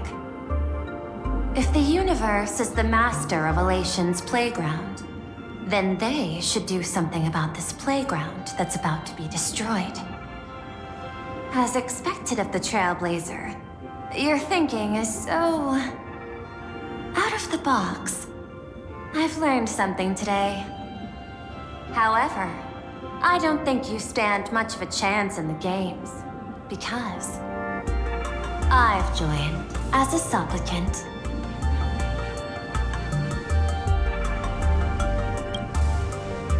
Not a single rule in the Phantasmoon games requires supplicants to engage in combat, so there's no need for hostility between us.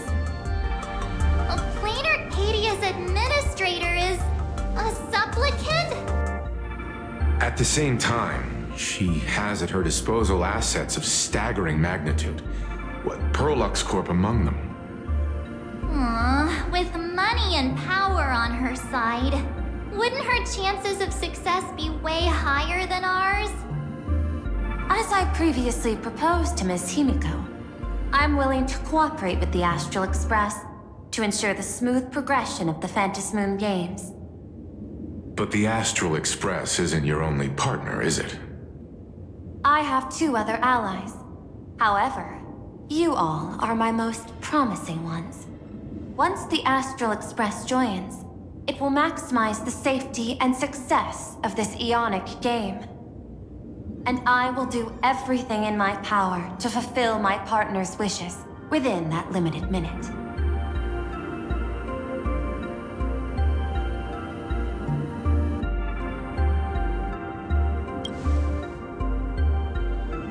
As we told you before, our strategy is to become a sail, advance and retreat together. The Astral Express is not a lone supplicant, since we have our own allies in the games. An ally like Sparksy? It's true that you defeated her and took her mask. But given her typical decision-making style, Sparksy isn't exactly what you'd call a reliable ally.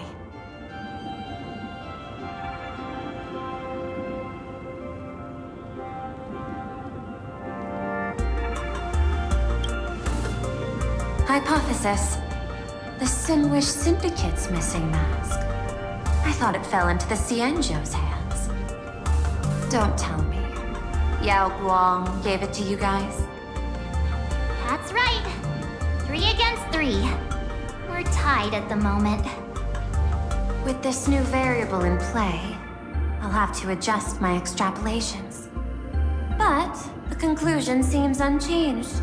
After all, as the administrator of this world, I have the natural advantage in resources.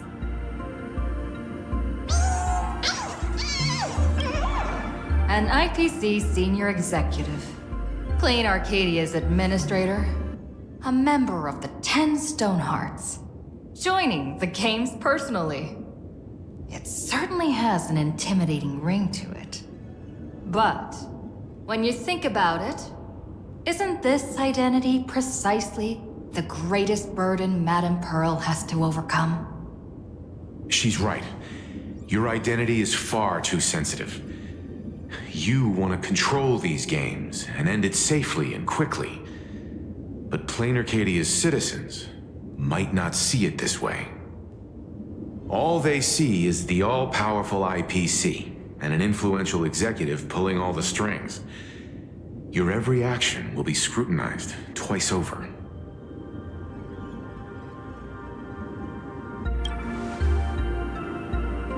A sharp observation, I must say.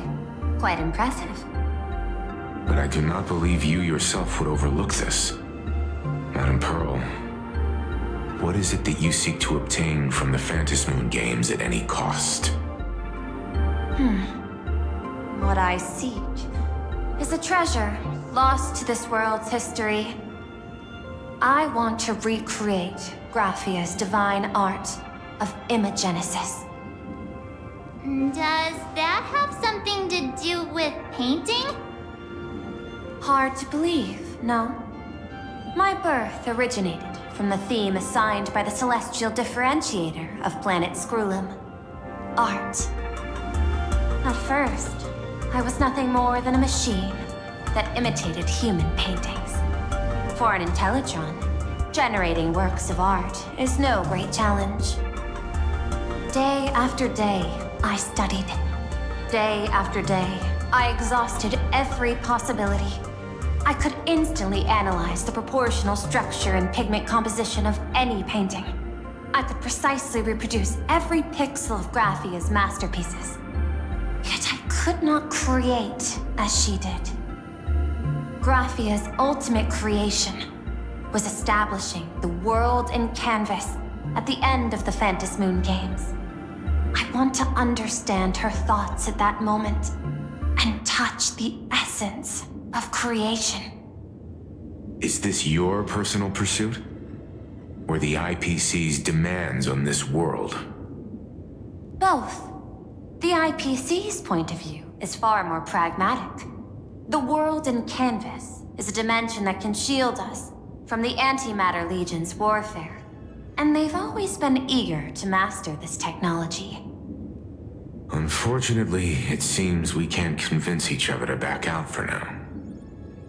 Then, I have another proposal.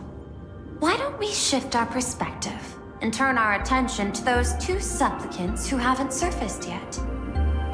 These two individuals' objectives are unclear, and their abilities remain a mystery. If left unchecked, we might see a repeat of the Herald of Death tragedy. I have a cooperation proposal that could help us gather intelligence on them, and I'm willing to share this piece of information with you all.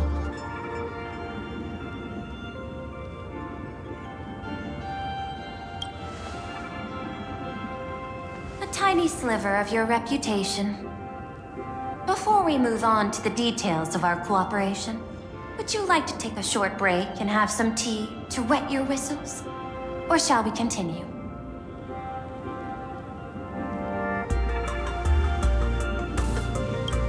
I've prepared some refreshments for you.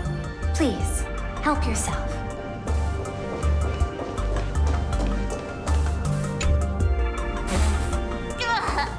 What the?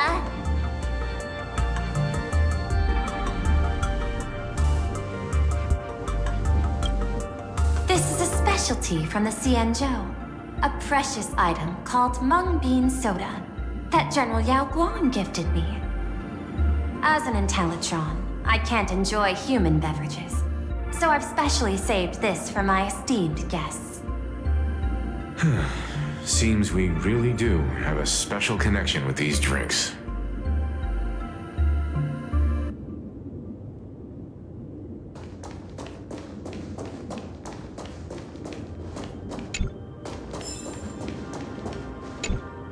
I was thinking of having Perlux Corp host an expo for the Astral Express.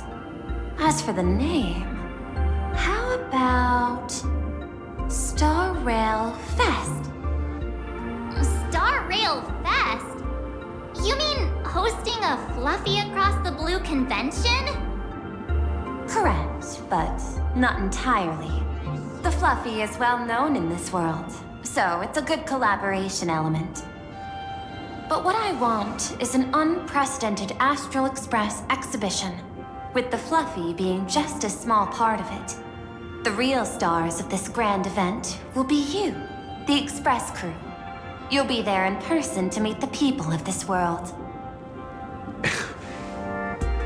Are you trying to use this exhibition to lure those two unidentified supplicants out of hiding? Huh? What if they're up to no good? Won't that just make us walking targets?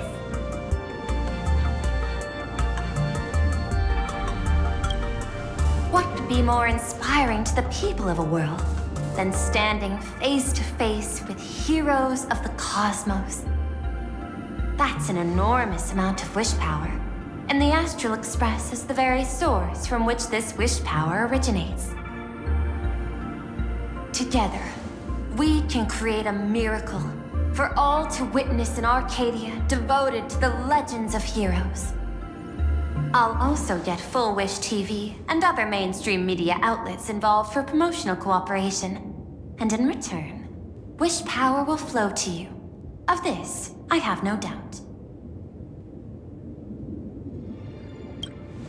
A wise choice. Before the Starrail Fest officially begins, I have one more favor to ask of you all. I'd like the Express crew to pay a visit to Blurry QR Colt, the original author of Fluffy Across the Blue. Doesn't Perlux own the rights to the Fluffy? Since their debut, this author has remained anonymous, never revealing their true identity in public. But if the real-life inspiration behind the story were to pay them a personal visit, it would surely be a great honor, and likely persuade them to attend a signing, stoking the excitement even further.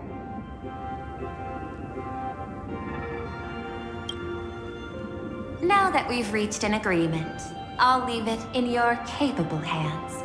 My secretary will be in touch to keep all parties apprised. By the way, before you leave, please accept this small gift as a memento of our first collaboration.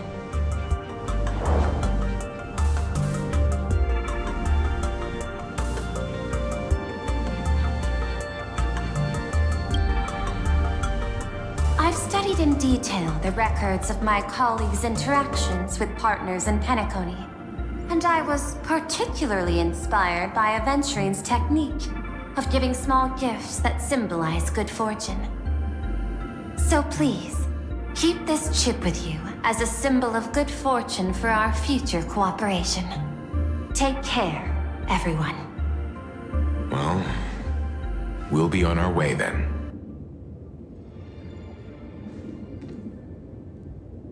As your private detective, I must warn you that a grand exhibition of unprecedented scale would make for a perfect opportunity to reenact the blood-stained games. I understand. That's why I have a mission for you. Protect the Nameless at Starrail Fest. You actually think they would need my protection with their strength? Don't tell me your extrapolations predict even bigger trouble ahead. Hidden beneath each extrapolation, tiny signals of unease keep bubbling up to my thought interface. I must be thoroughly prepared for whatever may come. Now that you've taken up the mask, let's talk about payment. What do you want? The same as always? Money? Before we talk about payment, let's discuss the Herald of Death. Although the Department of Aberration Defense sealed and destroyed all records of the blood-stained games, I still managed to uncover some unusual leads. After the Herald of Death incident, the victims' families collectively received compensation so massive it could fill any gaping wound.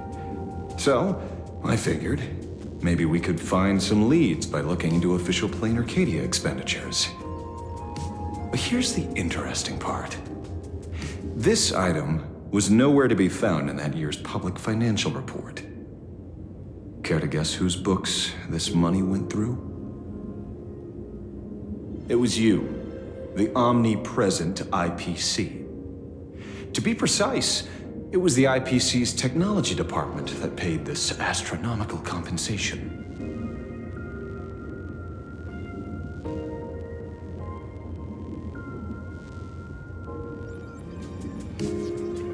Following the usual human drama tropes, am I supposed to give you a round of applause now? Being able to dig up all this information really shows your connections and capabilities, Detective Ashveil. In movies, a big shot like you would usually raise a hand right about now, revealing the dark muzzle of a gun. I'm afraid you've learned too much. And bang! That's when the gun goes off. And I, the poor sap who uncovered the truth, am supposed to bite the dust. Sorry, my hand is on the checkbook and unavailable. Mr. Ashveil, tell me, how many zeros would you like to see on that check for our cooperation? It's not about the money. Indeed, money isn't the issue. 100 million credits. Are you trying to buy me off like some poor victim's family? Tell me, why did the technology department pay to sweep this under the rug? 300 million? I know you've always needed money. For cryosleep, supporting the families of fallen comrades, and for treating those who survived. Isn't this exactly what strategic investment is about? Putting money in the hands of those who need it? I'm not your lackey, Intellitron.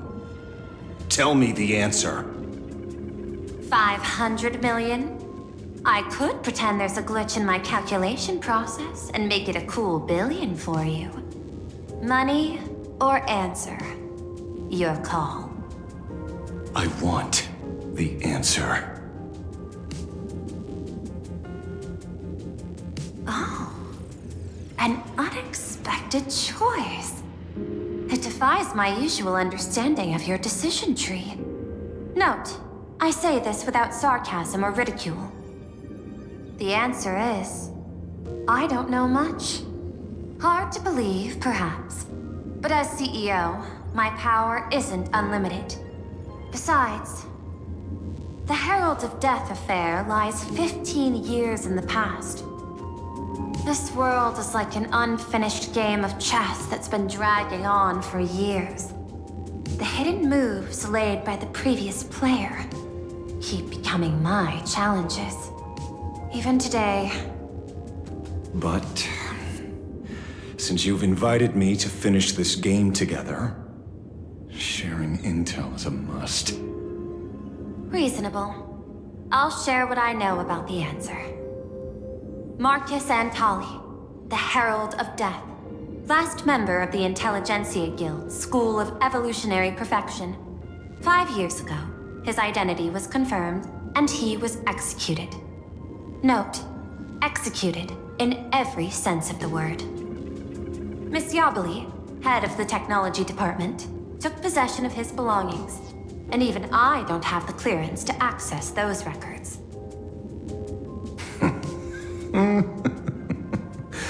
No wonder. So, that guy was practically IPC personnel, give or take. That also explains why the technology department shelled out the compensation.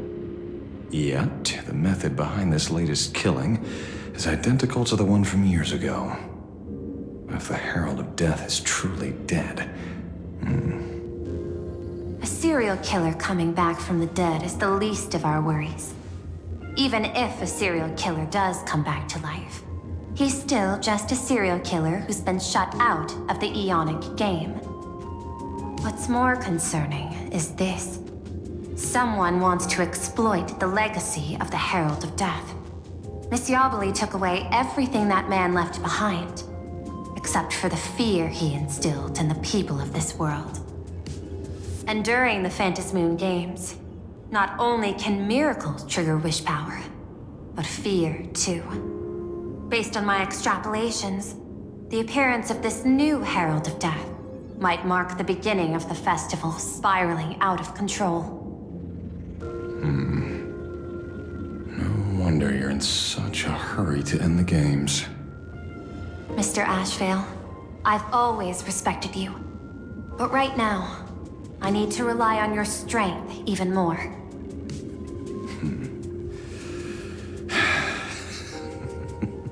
Respect. When I was younger, what I really wanted was to make the IPC fear me. The passage of time's not exactly kind, is it? Deal, Madam Pearl. But I will require one more form of compensation. Whoever this new Herald of Death is, I must deliver justice with my own hands. This time, there won't be any lengthy interrogation. By the authority vested in me as CEO of Planarcadia, I pardon all crimes committed in the course of your revenge. Go ahead and do what you must, Mr. Ashveil.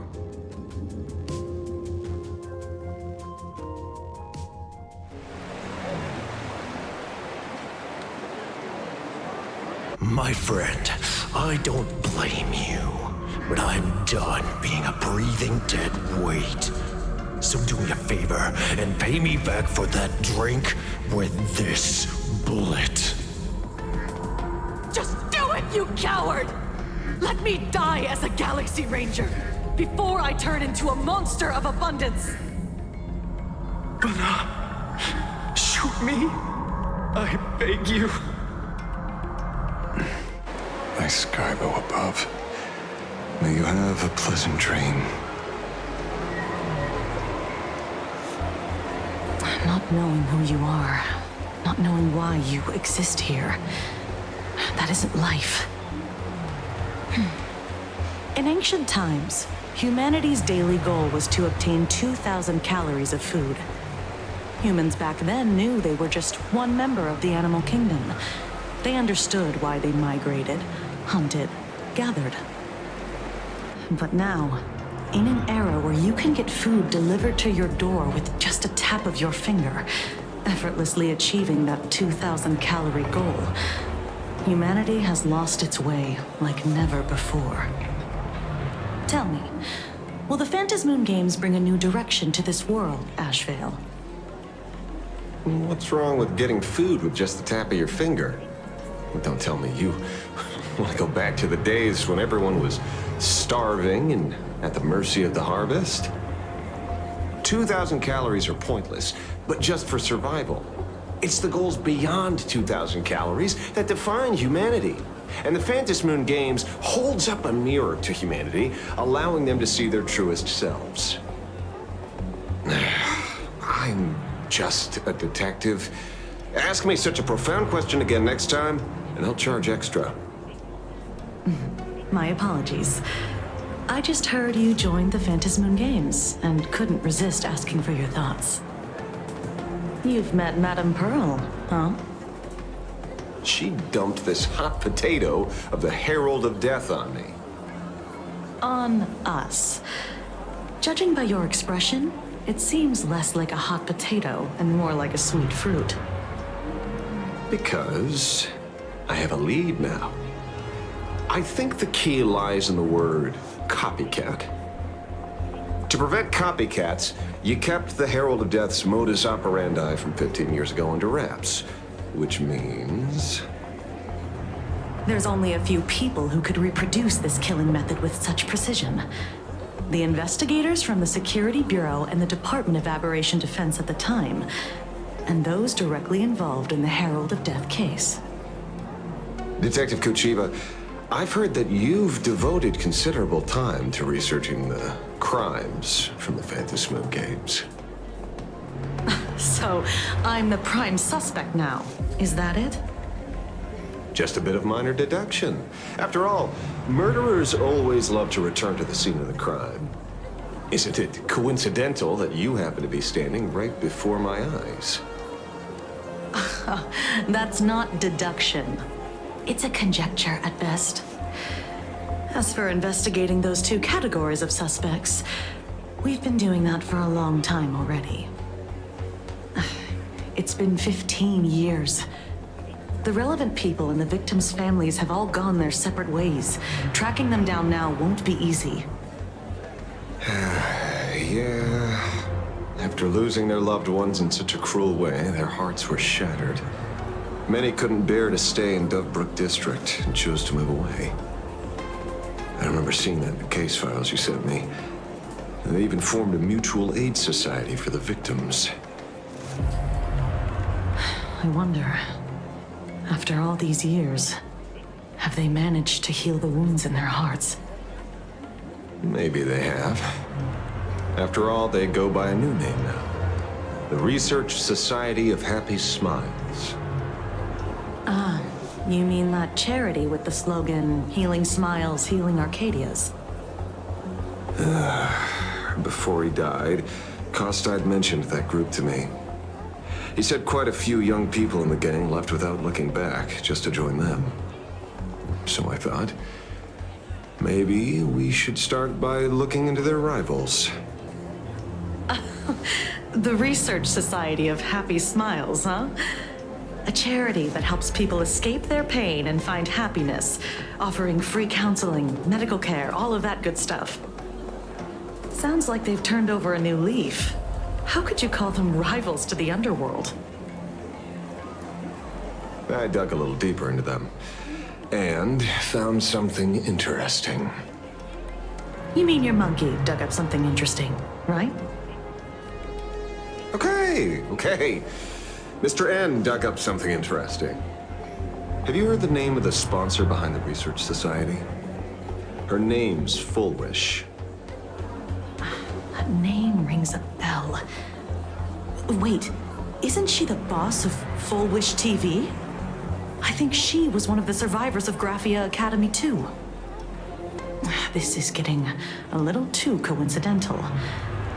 Just like every case you've accidentally cracked before. Mr. Ashveil, should I compliment your keen instincts or your incredible luck? Luck's a part of a detective's toolkit, too.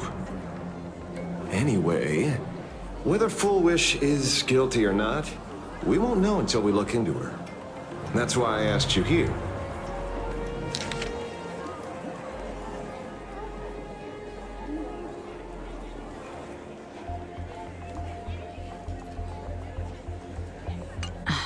Dovebrook District New Life Project.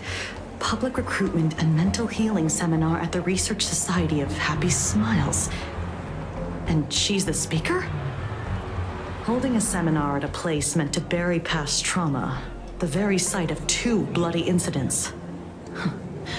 Miss Fullwish's audacity is certainly impossible to ignore. So what are we waiting for? It's time to drag Dovebrook District's old skeletons out into the light. Are you talking? Yeah, I'm almost there. I want more happiness. This place is buzzing. Are they all here waiting for Fullwish to grant their wishes? A rich person like Fullwish can make most people's wildest dreams come true with the snap of her fingers. I'm less curious about who she'll help than what she wants for herself. If money could really accomplish everything, the IPC wouldn't be eyeing this world. My bet, I'm sure that Fullwish wishes the tragedy 15 years ago never happened. Erasing history. Can the laughter really pull it off? In past victory records, there have been countless and often bizarre instances where the victor used the elation's authority to change reality. You have to understand, the Phantasmoon Games isn't just some wish-granting lamp. What makes it irresistible is that it turns the one who wishes into the genie. That's quite alluring. Have you heard about the noblest worm Aha made godlike? It became the happiest creature in existence. Happy enough to burst apart, leaving no intact body behind. Your knowledge of these unofficial records is enough to rival ours. Since you see things so clearly, Mr. Ashveil, why sign up for the games? Miss Kuchiba, is that a rhetorical question? Or are you fishing for a confession? Fishing? Don't be afraid. Now that you're a supplicant, public officials like me no longer have any authority over you. I'm guessing what you want goes beyond a straightforward act of revenge, beyond a vigilante execution carried out in public. If you were only out to avenge friends, with or without the Phantasmoon Games, someone like you would toss laws and decorum aside and do what needs to be done. So tell me, Mr. Ashveil, what do you actually hope to get from the games? Consider it a mystery. If I make it to the end, you'll know the answer before Aha does. Well then, I'd be honored. Just don't let your wish ruin our lives here. Daily life here fits like a tailored prison uniform. Wear it too long and you forget what your bones should feel like. Ugh. It's time to break free. Look at these prisoners of routine before us. Fullwish hasn't shown up yet. Let's talk with the members of the Research Society. Maybe we can coax something useful out of them.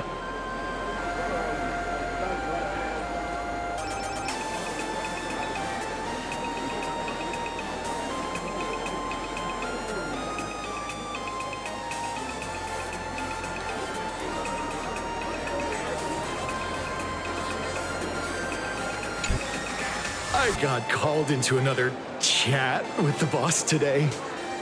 Never thought he'd care about me this much. Everyone is smiling at me.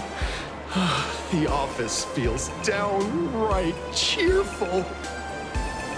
These days, I go home, change my baby boy's diaper, help my daughter with her homework, prepare tomorrow's lunch, and clean up the house. It's hard to describe how satisfying that feels. When Emma left me, she must have left the kids to me for my own happiness. When I look back, I realize I was someone who had it good, and I never understood how lucky I was. Right? All thanks to Miss Fullwish.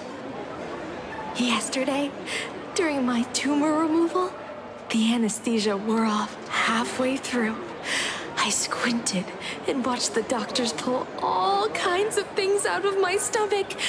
There was this lump still twitching when they cut it out. I used to be too weak to even get out of bed.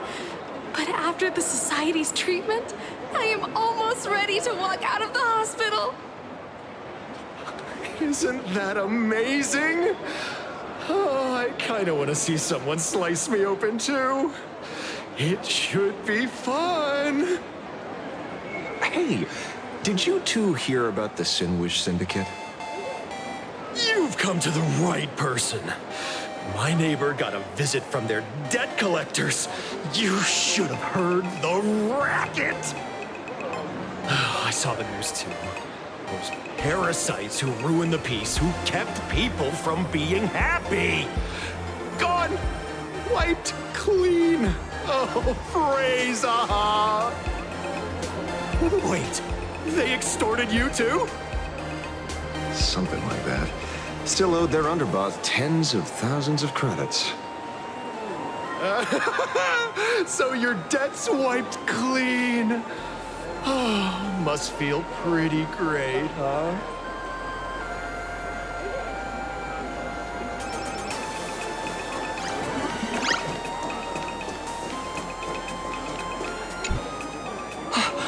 Oh, we meet again. Hey, Lady Megatron. How have you been? Good. Since I joined the Research Society, I've made so many new friends. In the past, I struggled with mobility. I always had to work 3 or 4 times harder than the other Mechatrons, just to keep up. A lot of Imagine think factory-made types like me don't count as their own. And humans look at us and see soulless machines. If every sentient being has a home, then even the scrapyard is closed to me. I'm not even considered recyclable waste. But here in the society, no one cares what I am or what I can do. They just see me as a normal person. Congrats. You found your home. Aha said the same. They and everyone here are my family. Aha talks to you. Of course! You mean you can't hear them? Guess you're not happy enough yet. Don't worry. Once you join the society, you will. No pain, no tears, just pure joy. The society makes everyone happy.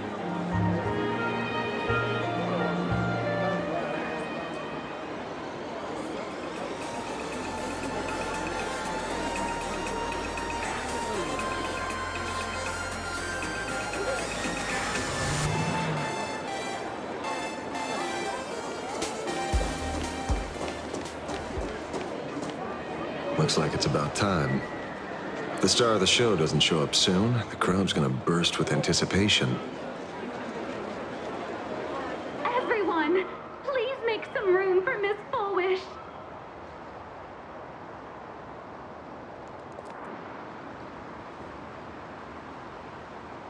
By the Master of Elation, may they bless all souls and grant them smiles. Are you all happy today? Very happy!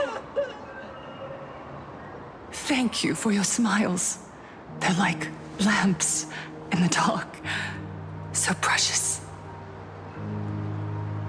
But before we celebrate the elation, let me share a memory drenched in tears.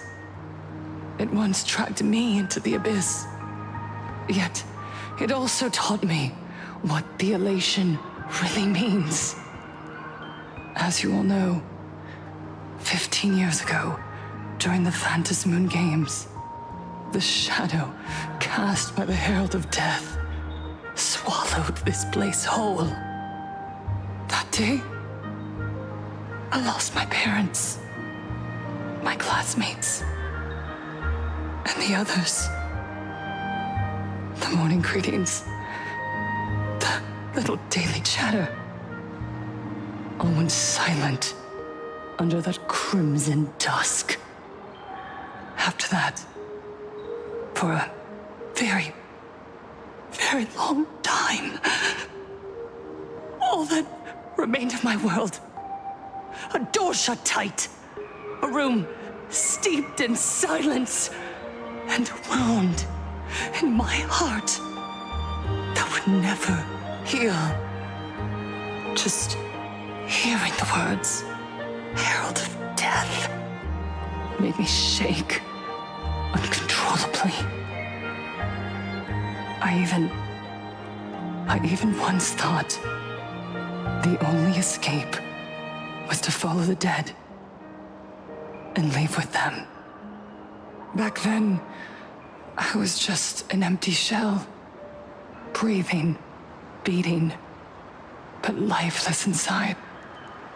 And just as my soul was about to fade away, an old lady from the Mutual Aid Society knocked on my door.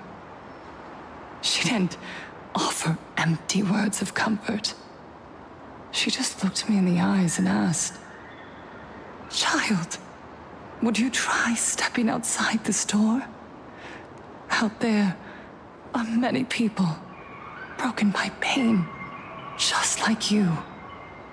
But together, we can start picking up the pieces, one by one." She smiled at me. A warm, gentle smile. And in that smile, I felt the master of elation grant me a reason to live. At the Mutual Aid Society, I saw countless souls scarred by fate. Some bore wounds beyond healing, and some had lost their loved ones. Each of us bore a different wound, but every wound got deep. And yet, what truly moved me wasn't the pain.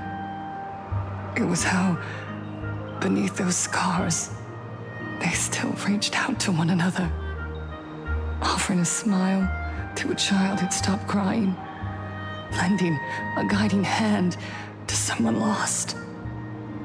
They taught me something precious. Pain can destroy a person, but the wish to bring elation to others can spark the fire of rebirth. That was when Aha's voice echoed again in the silence of my heart. The smiles passed from one another through mutual aid is Aha's most precious blessing. It does not belong only in the small room of a support group. It yearns to illuminate hearts lost in darkness. Each time we share a true smile, it's as if we hear Aha's voice. And when that voice rings out, all suffering fades, all pain is healed, and everyone knows what true happiness feels like. That's why the Research Society of Happy Smiles was founded. I will share this divine smile with all of you. Oh, no more sorrow!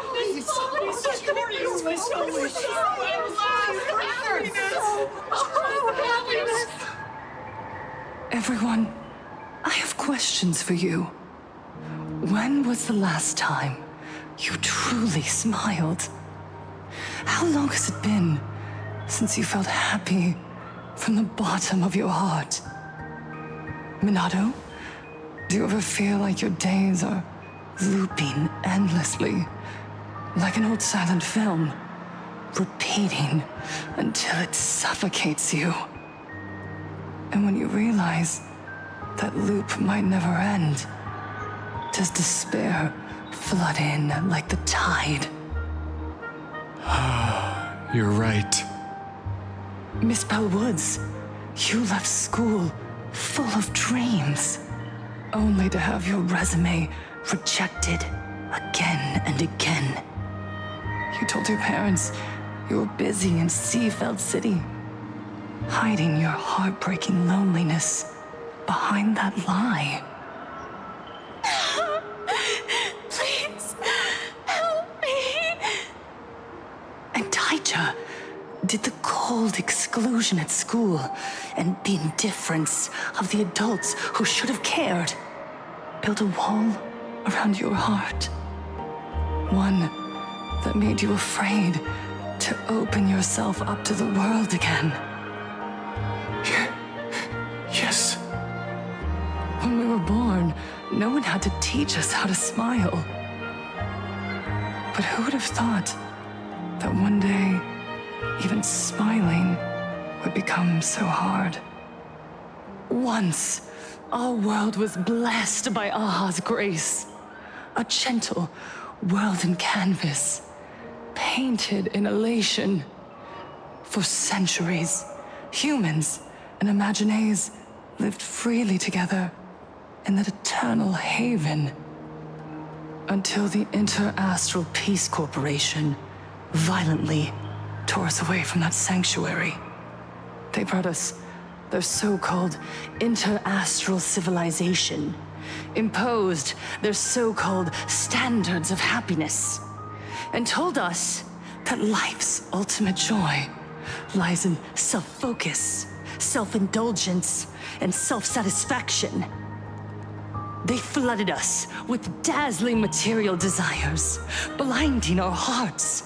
They fed arrogance and prejudice into our minds through the network, making us chase pleasure for ourselves and forget that true elation is found when we smile together.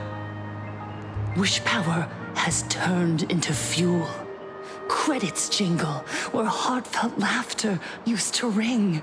We drown in anxiety, competition, and an endless sense of not being enough. And in all that noise, we can no longer hear Aha's gentle voice. Elation, the truest light of life itself, is being eaten away and replaced by the external. You said it. I work myself to death for scraps, and my boss doesn't even notice.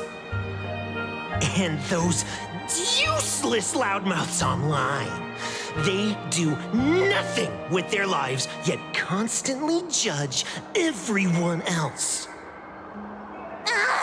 The IPC is nothing but a nest of vampires! They're feeding off of us! Oh, Miss Flowers, please help us how to be happy! Look around you. This land was once blessed by the master of elation. And yet now, it's overflowing with misery.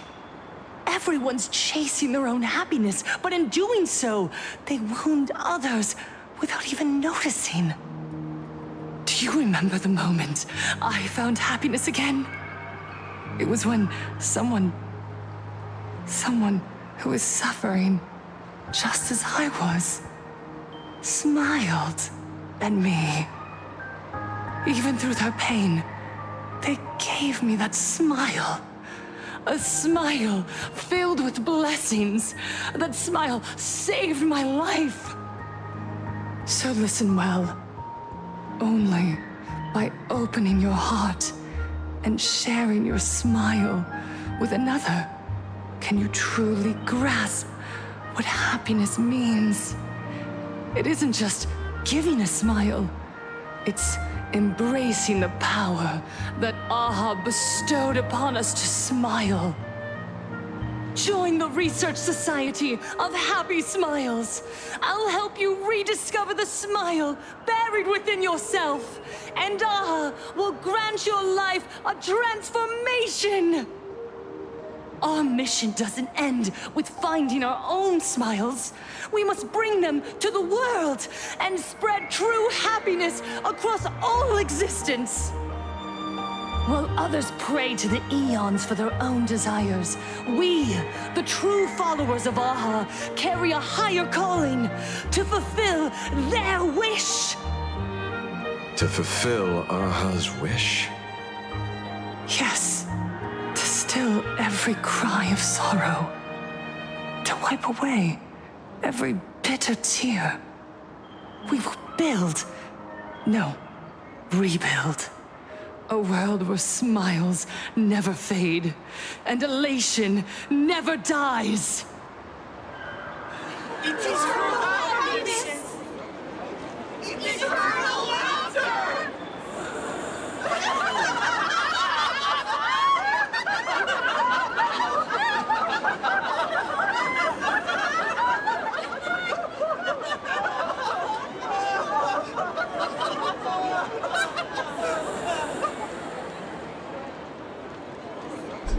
The speech is over. What's your take, Detective? She's so far gone, it's hard to make sense of it. Then let's not overthink it. Let's talk to her directly.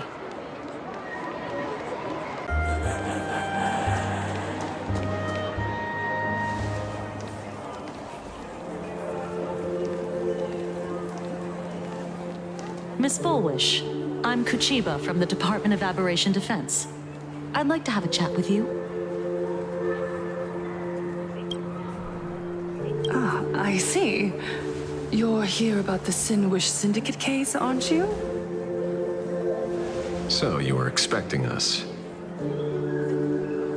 Oh, I heard the news. The entire Sinwish Syndicate massacred in Dovebrook District. Ah, such a cursed place. They may not have been saints, but I still pray for them. May their souls rest in peace. Oh. How merciful of you.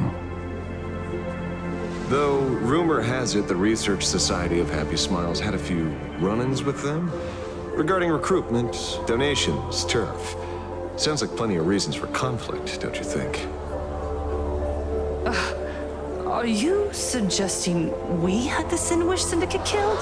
For conflicted interests? Wait, that's not what I said. You know nothing about our finances. Every expense is covered by a charitable foundation established with the compensation from 15 years ago. We don't need a single cent from our members. When I heard about this tragedy, I personally allocated relief money for the victims' families to keep order and peace in Dovebrook. Tell me, Miss Kuchiba, someone copied the Herald of Death and slaughtered dozens. What will your Department of Aberration Defense do this time? We never released that detail. How do you know someone's imitating the Herald of Death?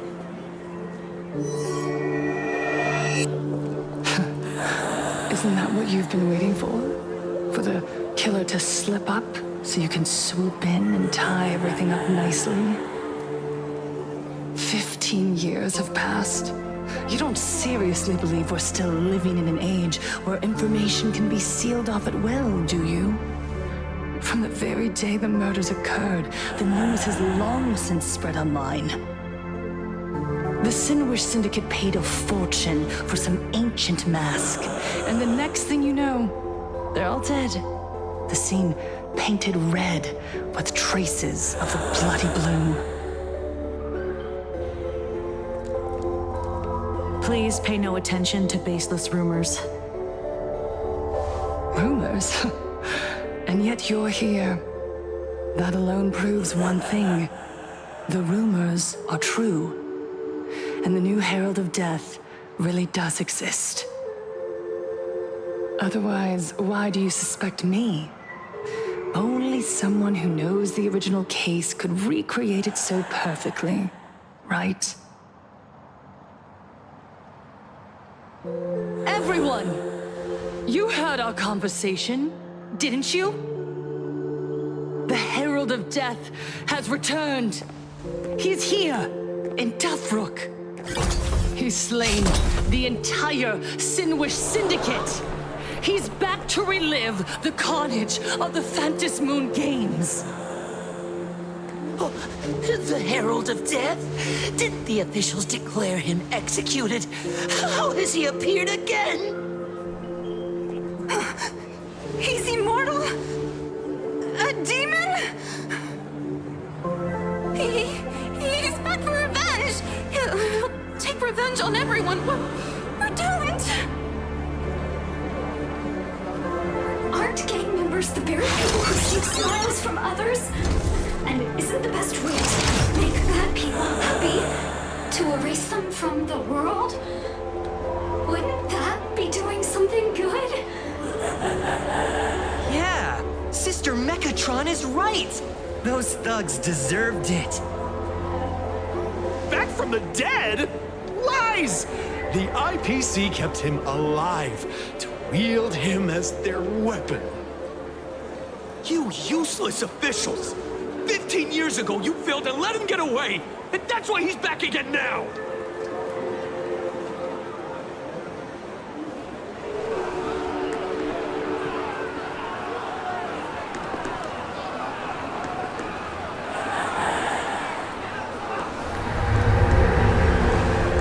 Everyone, there's no need to panic. Remember who you are. You are those who live beneath Aha's brilliance, who have claimed happiness and cast off the shackles of suffering. Once the Herald of Death fed on our fear and tears, that was the source of his power. Look at the smiles on the faces of those around you. There is no fear left in our hearts. No tears left in our eyes. All that remains is resolve, happiness, and faith in the elation. The Research Society of Happy Smiles will protect this world. Etch this into your hearts. The happy do not die, for even death cannot touch a heart filled with happiness. What's going on? There's something very wrong about this woman. Yes, as long as we're happy enough, there's nothing to fear. We won't die. Happiness is our weapon. Happiness will destroy the Herald of Death. Happiness will save this world. Operation Spread Happiness. Let happiness infect everyone and spread to every corner of the sky. Make the Phantas Moon smile. Make Lord Aha laugh until they cry for us. Happiness.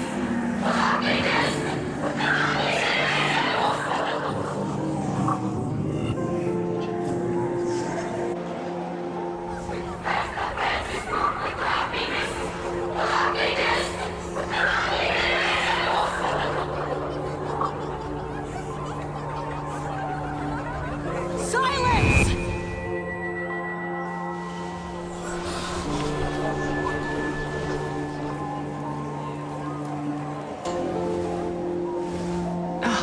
My apologies, officers. I can't provide anything useful for now, but rest assured, I'll cooperate with any investigation from the Department of Aberration Defense or the Security Bureau. And of course, I'll fulfill my civic duty. Whether it's the newly emerged Herald of Death or the various upheavals surrounding the Phantas Moon Games, the Research Society of Happy Smiles will handle them appropriately. What we protect is the future and the smiles of planarcadia. Or perhaps, after all this, you too have felt that yearning within your hearts. Would You? Like to join us? To embrace eternal happiness. I'll pass. But I've got a feeling we'll meet again.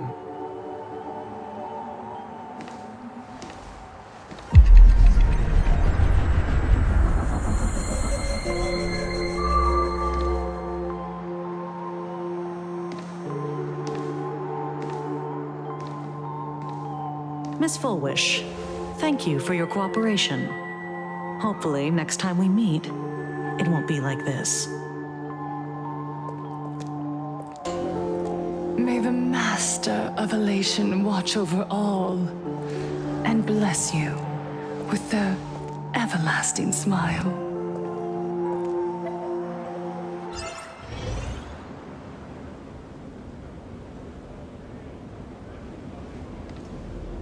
Let go of your obsession. Let go of the shadow in your arms. Let go of that false sense of responsibility. You're the one who should be dead, aren't you?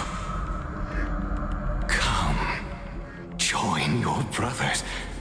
Let the gears grind to a halt. Let the hands fall still and end that life of yours that was never meant to be.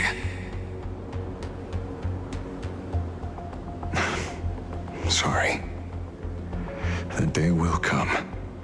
But for now, there are more important things I must do. What did you say? Nothing. Never mind. Looks like Fullwish is a much slyer fish than expected. The bait was there.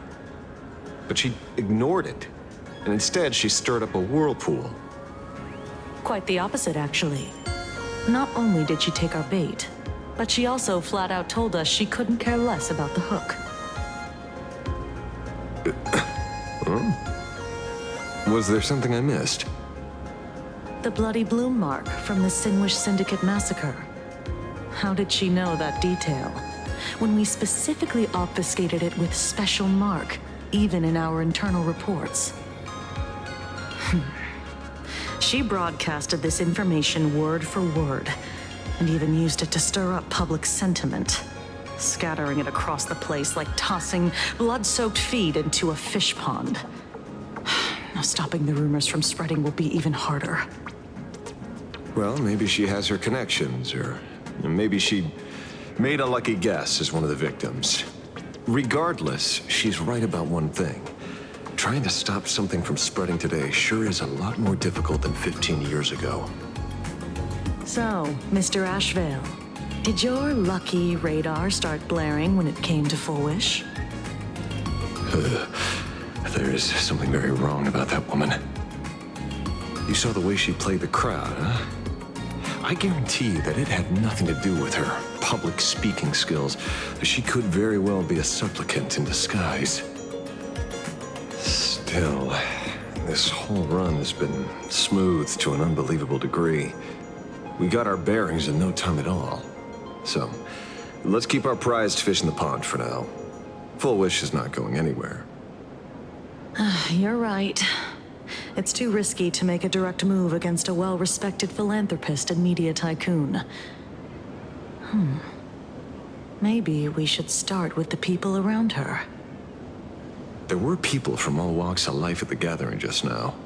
Workers, suits, students, the elderly, and even mechatrons. Judging by their crazed enthusiasm, I highly doubt they'd be willing to testify against Fullwish. But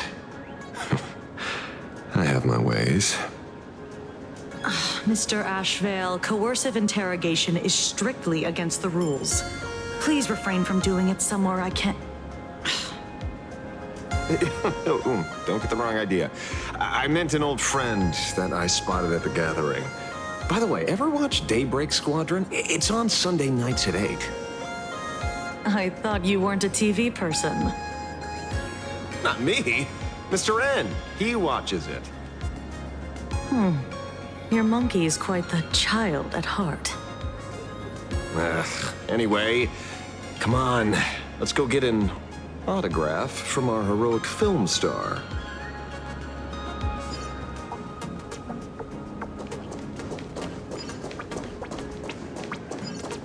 Is that him? Shh. Don't. What? You lost him? Not even close. Hey, why are you two following me? Oh, we're just two grown-up fans of the Daybreak Squadron trying to get an autograph from Big Brother Magnus. Mr. Ashveil, don't prank me like that. You really scared me. Really? Cinderborn, the peacekeeper of our city, vanquisher of evil fiends, is scared of his own fans? Long time no see, Magnus. You're not here for autographs, are you? I saw you two at the gathering. I don't understand. Why are you investigating Miss Fullwish? She's been nothing but a kind, lawful person who spreads happiness to others. You heard about what happened with Sinwish Syndicate, I assume. Then, was Miss Fullwish telling the truth? The perpetrator left the same signature as the Herald of Death did 15 years ago. So, did that monster really kill Mr. Polwave and Costide? 15 years and he's back? This demon? How many more lives must he take? Mr. Magnus, you're one of the survivors of the incident, right? Yes. That monster took my parents that day. But what's the Sinwish Syndicate case got to do with Miss Fullwish? Because that Herald of Death was executed 15 years ago. That's for certain. The Sinwish Syndicate case, on the other hand, has copycat written all over it. And Fullwish is a suspect. So, just because we're survivors, we automatically become suspects? What? Are you gonna interrogate me too? If that's what you want, Miss Kuchiba can arrange for it later. For now, I just want to ask you a few questions about the Smiles Society. It doesn't matter if you have a few or 100 questions. I have nothing to say to you. 15 years ago, I was left all alone in this world. The so-called relatives closed in like a pack of hyenas, their eyes fixed solely on the compensation smeared with my parents' blood. Abuse, deception, expulsion. To them, I was nothing more than a walking money bag, an eyesore, a jinx. It was the society that gave me the chance to live the life I have now.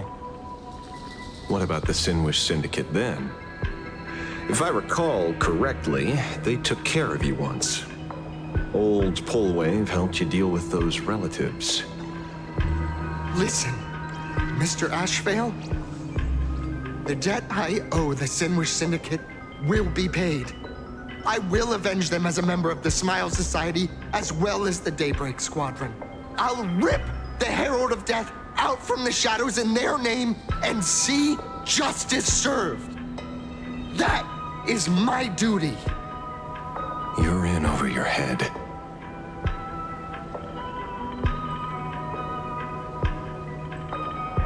The new Herald of Death is very dangerous. I doubt a handful of actors like you can achieve anything substantial. You think we're just a couple of kids playing superheroes with masks, right? Well, you're wrong. My squad mates and I aren't the easy pushovers we used to be, Mr. Ashveil. I haven't had my transformation surgery yet, but I can already power a Mechatron warrior in battle. We are real heroes here. Boys, let's stay on topic, shall we? I just wanted to have a few words about the society. I have nothing to say to you either, Miss Kuchiba. Neither of you are getting a word out of me on this. Well done, Magnus. Your loyalty to the Smile Society warms our hearts. You're following me? Not by choice. These IPC dogs made it clear that they intend to frame Miss Foolish. Oh, we're not going to just let this slide. Would you look at that? The hunters become the hunted. What does it matter? If someone's looking for a beating, we'll gladly give it to them. You have 5 minutes for questioning. So make it count, Mr. Ashveil. They're all yours.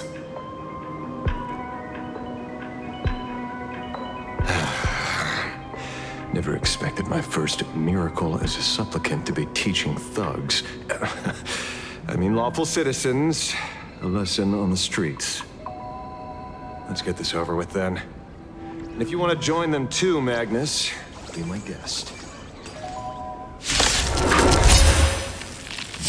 Fair warning. I'm out of practice. You get hurt, that's your problem. Don't hurt at all! Mr. Ashveil, stop!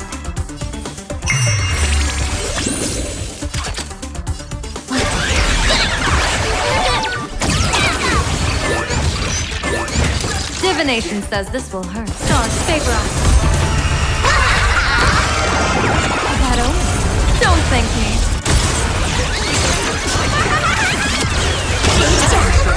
I have to stop you! Hooray, Cinder Boy! The bringer of justice! Shut up! Can you find the answer? Game time!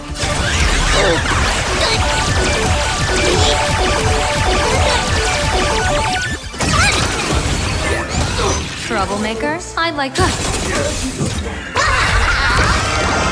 Hence the buzz. An explosive start.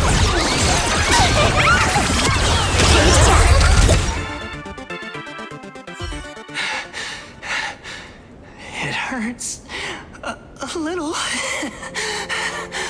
but I'm happy. There's something seriously wrong with you all. Enough! Are you really going to kill them? What's the matter, defender of the city? Are you scared? This is the real Phantasmoon Games, Magnus. This is the bloody truth under the mask of the Elation's game. 15 years ago, at dusk in this city, the Herald of Death tore people apart, one by one. Did he ever stop to ask even once, is it enough? I know you want to make something out of yourself, like the trailblazer of the Astral Express, and I know you want to catch the new Herald of Death and crush him like a bug, using the same methods he used against the Sinwish Syndicate. But here's the deal. It's not your duty. And the Eonic game sure isn't a TV show where you get to play the hero and save the day. You mentioned a conversion surgery earlier. Are you saying that all society members underwent some kind of unknown modification? That figures. I was wondering why these people looked like they felt no pain at all. Humming along merrily even as they bled. Does this have anything to do with the surgery? What? Nothing to say? Fine by me. 3 minutes left. That's long enough for me to question them. Time to hurry and get some answers from these people while they're still on the ground. Hey, lackey! Wake up! Pain should not exist.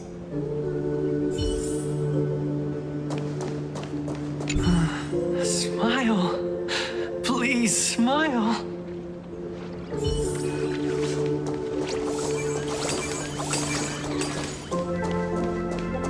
The laughter. Don't let it stop. Let's wait and see.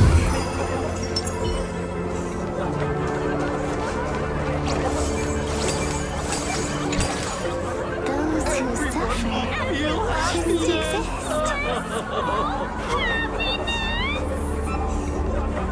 What the heck happened to these people? This is... the small procedure that official members receive. They call it the happiness surgery. With a prick of the needle, no more than a mosquito's bite. The doctor puts this small thing inside your eyelids, even smaller than a synesthesia beacon, and more convenient. People who have had the surgery say that it soothes all your pain and suffering, past or present. Even your body becomes stronger, and your mind clearer and more focused. A state where you can truly receive happiness. So, you haven't had this happiness surgery yet, right? I'm not ready yet. I've been thinking it over. But the rest of the squadron had it, and they've all become happier. They say it's the necessary step to becoming a true superhero that safeguards everyone else's happiness.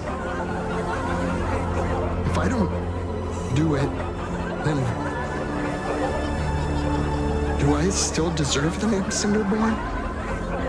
Mr. Ashveil? What should I do? The surgery won't make you stronger, nor will it help you get your revenge. These guys on the floor are proof enough. Remember the hesitation and fear you feel in this moment, Magnus. If people simply erase their perception of fear and pain instead of overcoming them, then those people will never find true strength. Go now. I have some cleaning up to do.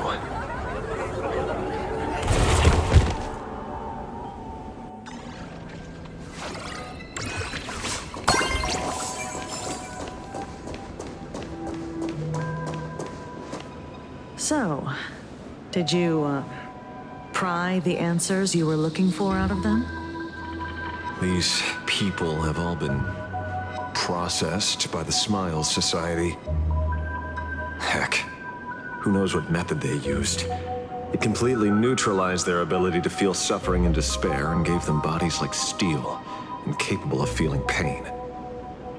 Say, is this the kind of treatment that the Medical Ethics Committee would approve? As if. I doubt they even bothered to submit an application. Which means Full Wish has far more dirty laundry than we initially expected. The idea was to find the Herald of Death with the leads we had. But here we are, going deeper down an increasingly scarier rabbit hole.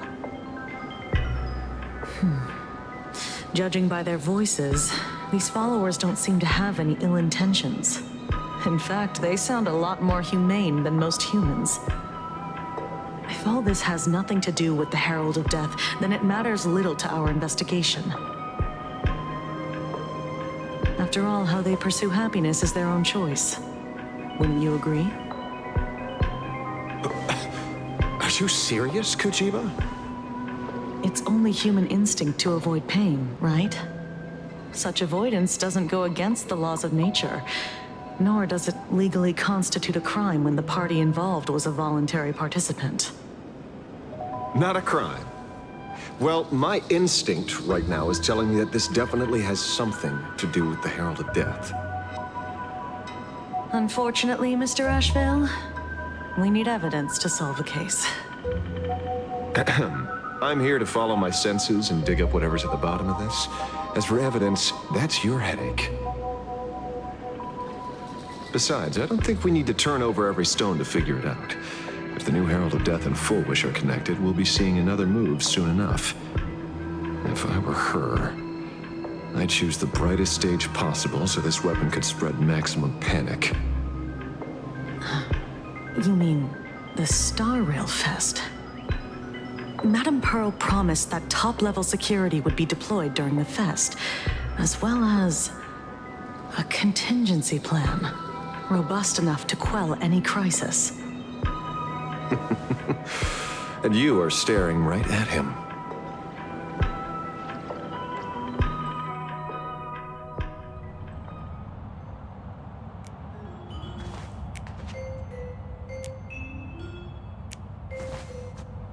According to Sunday, the crow should lead me to Blade's whereabouts.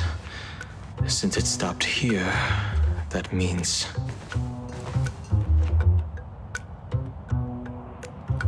I wasn't even looking for you. Yet here you are, throwing yourself into the fray. Consider me surprised. We haven't even settled the score over the mask you stole from the Sinwish Syndicate. And now you're skulking around and following us? What's your deal? What do you, or should I say, all of you, want? General Yao Guang of the Yuchui has come to this world and is looking for you. Dragons clash in the wilderness, their ichor dark and yellow. In her divination, you will become a slave to your own violence, bringing a catastrophic end to all. I am in that future as well. The only violence within you that comes to my mind is Shuhu. The emanator of abundance who resurrected time and time again.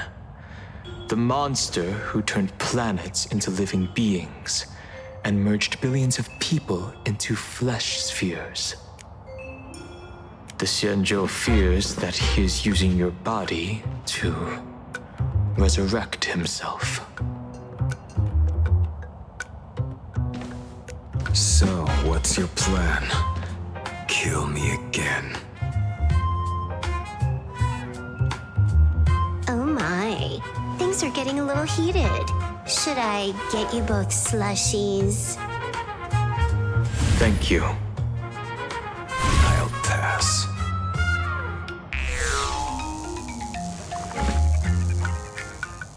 While General Yao Guang's divination may foretell a death battle between us, that doesn't necessarily mean it's the only interpretation.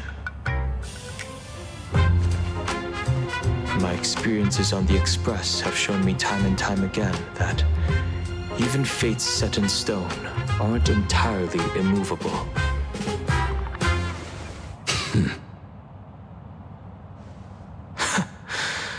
I have no intention of getting into a quarrel with you, but I need to make sure that the presence of the Stellaron hunters won't endanger my companions or the future of this planet. Thus, I must know your purpose here, Blade. What has Destiny's Slave written in your script? He stated this trip would be connected to death. Should I congratulate you? Much obliged. In my experience, it's best not to get your hopes up too soon. Prophecies rarely unfold the way you expect. However, the General's divination isn't entirely baseless. Ever since my arrival here, I have been feeling restless. There's another power here beckoning me. Is there another form of abundance in the world besides you? Perhaps there is more than one. Are you referring to the disciples of Sanctus Medicus? Or the Elixir Seekers? Something far more dangerous. Do they have support from other factions? Unclear. As such, I'll keep an eye on you until everything settles. Just like you did in the past. That's as far as I'll go.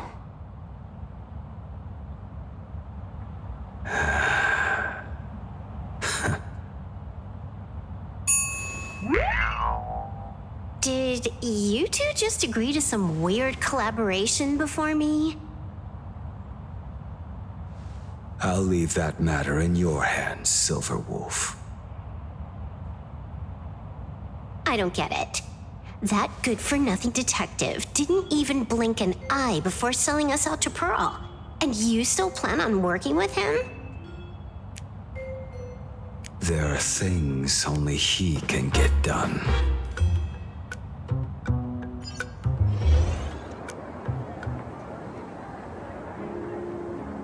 Hey, you two! Why the long faces? On land blessed by the Master of Elation, frowning is bad manners. Come on, smile! Whether you're hungry or full, poor or rich, the laughter is with you. Would you be interested in learning about our Research Society of Happy Smiles? Thank you, but I'll pass. Another one. How many people have been talking to us about happiness today? Well, 6, exactly. Locals say ever since the Sinwish Syndicate case, this Research Society of Happy Smiles has exploded in size. That gang's fall left a power vacuum, and the Research Society of Happy Smiles filled it like a fast-growing fungus. Even those who were once resistant or indifferent got swept up in it. I think I'm starting to get a better picture now. Is this, by any chance, tied to what you're preparing to do in the Phantasmoon games? Not only me. It might also be tied to the ominous fate General Yao Guang warned about. The one looming over this world. A few days ago, when I used the tuning power to help her intervene at Sparksicon, I caught a strange sound echoing in people's minds. A strange sound? Yes. Cheerful, happy laughter echoing in their heads. Oh, without those gangsters, this street's much cleaner now.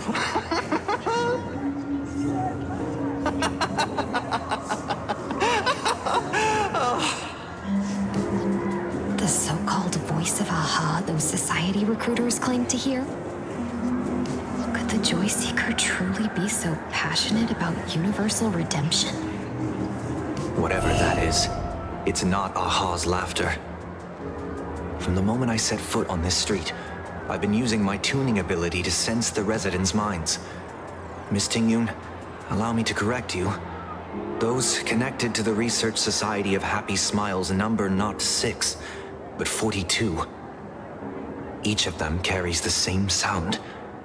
Identical laughter, looping endlessly like a broken record. Mind control? Or something worse?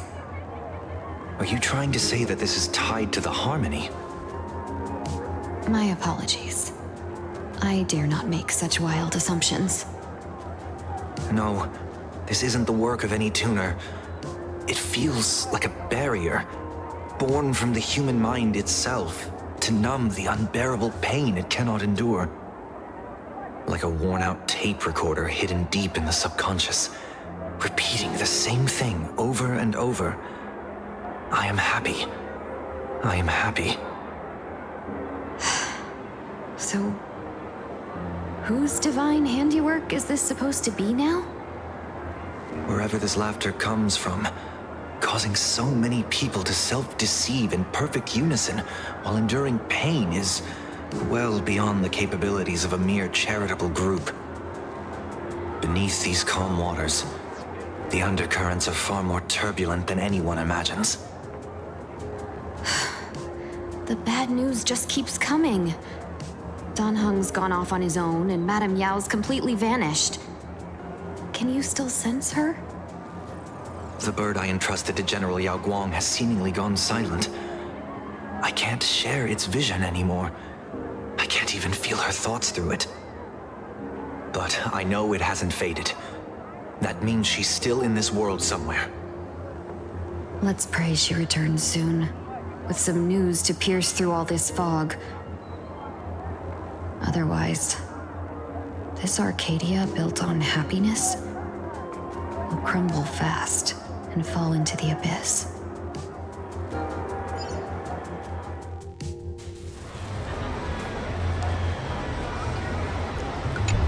Blurry QR Cult?